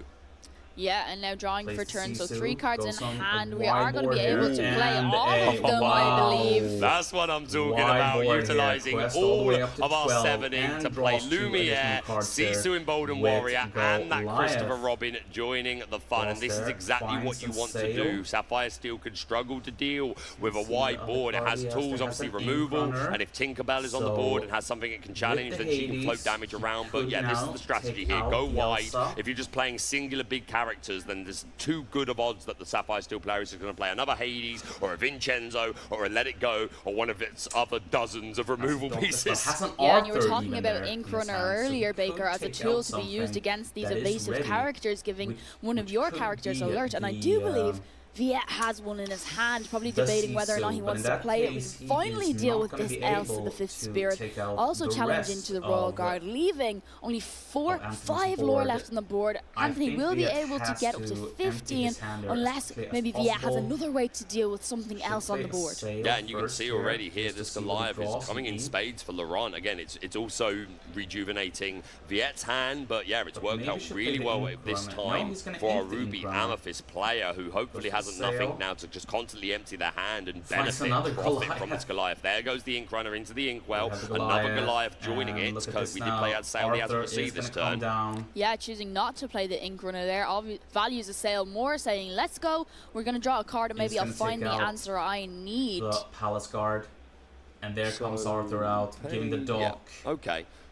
And maybe that was the answer we need. It's going to be Arthur, meaning Doc's going to be able to challenge a ready character, and also giving the challenger. So meaning we can really just get rid of this bit of an underdog, that Christopher Robin, that only just came into play. Another Hades. And I notice we have a Mulan injured soldier and another one off the top of the deck. Now, of course, this character enters play with 2 damage, which can set up your Cheshire Cat inexplicable. But maybe we're also playing the Elite Archer in the deck. A few players picking that up recently in DLC Melbourne. There was a Ruby Amethyst player in that top card who did include the Elite Archer. So you've got to be thinking it's on some players' radars, and it's something you need to respect and potentially play around. But of course, because Mulan Injured Soldiers comes in with 2 damage, you've got to be a bit scared. You've got to be a bit wary of Tinkerbell Giant Fairy coming in to being able to stop that shift line. Because even if we play both of them out, and a Sapphire Steel player has a Tinkerbell Giant Fairy, there's no chance of that Mulan Elite Archer coming in to be able to shift and just deal with the board like boom, bing, box, boom. Yeah, exactly. Really, you'd want to play it and then immediately play a Cheshire Cat to get the value, move the damage. But you're absolutely right, Kim. Those Mulans could be answered very easily by that Tinkerbell. We're going to try and go wide. We're going to play the Royal Guard. We're going to play, the Palace Guard. We're going to play both our Mulans down. We need to put 2 damage counters on both of them. And we have indeed emptied our hands. This Goliath clan leader will refresh us back up to 2 cards. And let's start turning them sideways, Kim. Another 4 lore, taking us up to, I believe, 16 lore here, and I believe that meaning next turn our Ruby Amethyst player is going to have Kame on a board. But you know, it's not over. VS still has a bunch of glimmers in their hand, but do they have that Tinkerbell we were talking about? It would be able to deal with these Mulan injured soldiers, but also deal additional damage to the Elsa. But I don't believe he drew it or didn't have it, but we will be able to challenge at least the Sisu and the Lumiere, leaving Is a I think that's still leaving at least 4 lore there, which is exactly the amount that Laurent Anthony needs to be able to quest up to 20. Yep, you're certainly right. This Angel can obviously do 2 damage to something if you can discard a card, but that would be, we've got 1, 2, 3, 4, 5, 6, 7. Is that 9 ink? I just wanted to be careful here. I'm seeing the possibility of playing Angel and Hades. I don't think so. That will require 11, but we haven't got that much. So we do need to make a choice here. It is going to be the Angel, paying 4 ink. We're going to discard a card, which again plays into the Goliath. You can empty it down. We're going to discard the Vincenzo. 2 damage as we chuck snowballs at Elsa, which normally she doesn't mind, but on this occasion, it is going to banish her. But the cold never bothered her, so I'm sure she's okay with it. She's banished, but she's not bothered. Yeah, she's not bothered. She's all right with it. We are going to see our Hades Infernal Schemer challenging into our Lumiere Fiery Friend, and will Goliath challenge into Sisu. No cards left in Viet's hand, meaning it is only going to deal the 1 damage or 2 damage. There is 1 card left, and we still have got Hades maybe for next turn if we really need it. So we are going to be able to quest. But our Ruby Amethyst player already has such a big lore advantage. 9 cards. And there's the Goliath refreshing, and I can see there is another Hades in Viet's hand. So we'll be able to answer things. We're probably going to turn all these characters sideways. Is there an elite archer? No, but there is a headless horseman. Best target being Docs, though, unfortunately. Yeah, I don't believe there's many ways in Ruby Amethyst in general that can help reduce the strength down. And no evasive characters on the board for our Ruby Amethyst player for this Dumbo to be able to be of any benefit that we can trigger, but it is going to be the Headless Horseman, and yes, Doc only the really viable target there that we were able to use. Do you ever put the Mulan into the Hades? There's 9 lore on board here for Viet, so that would take him up to 17. So I'm not sure it affects the map in a huge way concerning like time, like the clock on the board. So do we just quest everything out? Do we need to though? Like, because Viet would have to answer both. So let's say we just quested with 2 characters here, and the Mulan went into the Hades. Viet would still have to answer both these quests for 2 characters that have just been established: the Headless Horseman and I forget the other one. Yeah, I think if you want to be ultra safe, you can challenge the Mulan Injured Soldier into the Hades to finish it off, or no, I think I would, because it's kind of, we've kind of gone into a 2 clock turn. If Viet can't finish off, get rid of some of these characters next turn anyway, our Ruby Amethyst player will ultimately quest to win the game, unless Viet has something like a crazy spooky sights to deal with all of the other characters, and maybe be able to play the Hades as well, or maybe sing some more Let It Goes. But I don't think I challenge here, because if you let's say we put the Hades, the Mulan into the Hades, we quest for 2 with the Palace Guard and the Mulan, that puts us up to 18.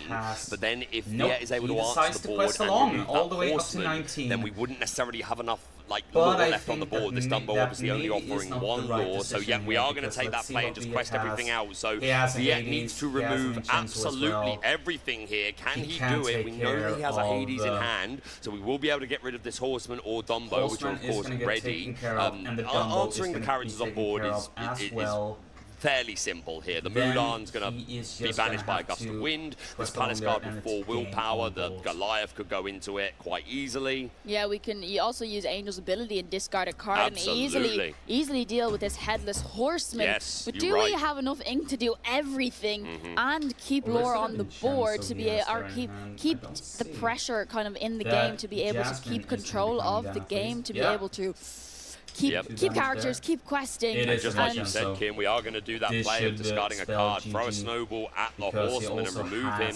We know we've got the Hades, so we can get rid of the Dumbo, and then our 3 characters here can finish the board. So yeah, fantastic work, balancing up the great tempo. Here's Vincenzo going to get rid of that elephant. Yeah, it's saving that Hades. We don't even need to play the Hades yet. And then our other 3 glimmers on the board can challenge. We're going to need a challenge, because if not, Anthony's already on 19 lore. Hades is going to have to trade here. Goliath is the only thing that can answer the Palace Guard. That is what's going to happen. This Angel will live to tell the tale, but yeah, the Hades is going to have to go down. And how much lore is on board here? We've got 2, 3, 4, 5, 6, 7, 8, 9.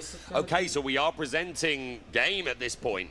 It is game. Yeah, and then going back to Anthony, unless he has perhaps, I don't know, a white rose. Sometimes you miss that Merlin goat, but I think the White Rose is the only kind of thing left, but Anthony realizing, oh, does he have a way to deal with this board right now? Because if not, Viet is going to be able to take the win. I think it's over. There needed to be a horseman here to get rid of that Vincenzo, but I'm not seeing anything in the hand. It's a Mulan, a Sisu, and a Christopher Robin, I do believe. We're going to play it all out, but no, I think that's going to be it. Because I'm not bad at math, right? 2, 3, 4, 5, 6, 7, 8, 9, 11 law. That takes it to 20, and there you go, the handshake. And our Sapphire Steel player takes a 2-0 over Ruby Amethyst. Again, we love a game 3, but quite equally, it's impressive to see Sapphire Steel dominate in that fashion. I will admit, as a Ruby Amethyst player, I don't love the matchup against Sapphire Steel. I think they've got far too much removal for us. I think as a Ruby Amethyst player, we really need them to miss. We need them to not, like, progress their ink so rapidly. We need to not have ramp and not have Jasmine on turn 2, which we saw in game 1 and was equally impressive. But yeah, I don't think that's a favoured matchup for Ruby Amethyst, but commiserations to them. It's great to see them performing so well. But yeah, Sapphire Steel taking a convincing 2-0 there and progressing on, hopefully making it all the way to top 32. Yeah, we'd definitely love to see some Sapphire Steels represented in our top 32.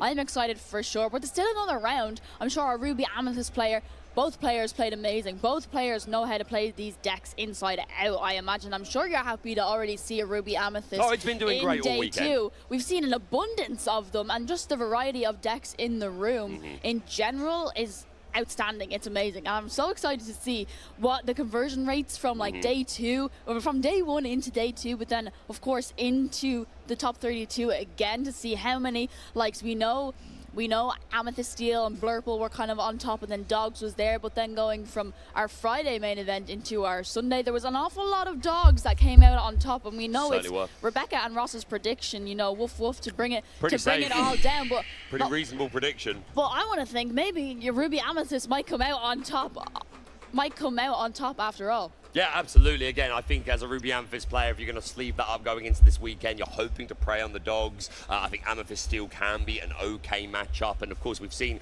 a lot of Amber Steel doing quite well over the course of the day. Not too long ago, that new song version of the deck. Again, I did it earlier, but a shout out to Braden Bodish, who sort of first person I saw playing that sort of build with the Aerial Ethereal Warrior, Ethereal Voice, sorry. She is a warrior though. The Et Akudi and the Angel, the other underdog for Amber.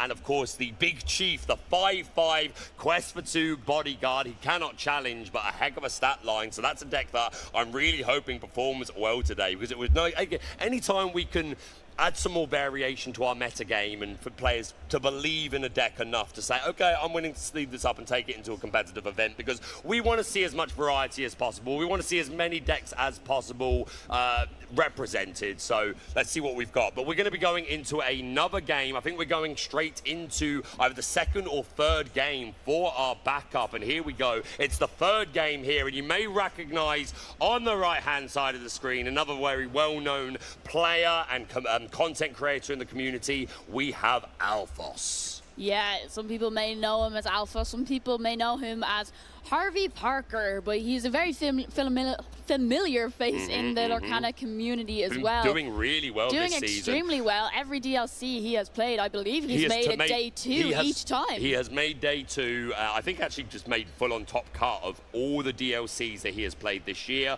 And CCQs, he's been performing extremely well as well. Yeah, Alphos, great guy. Great to see him on the stage. But his opponent, not going to be intimidated, is here to take it all. So let's see what our players have sleeved up and what matchup we're going to be seeing now.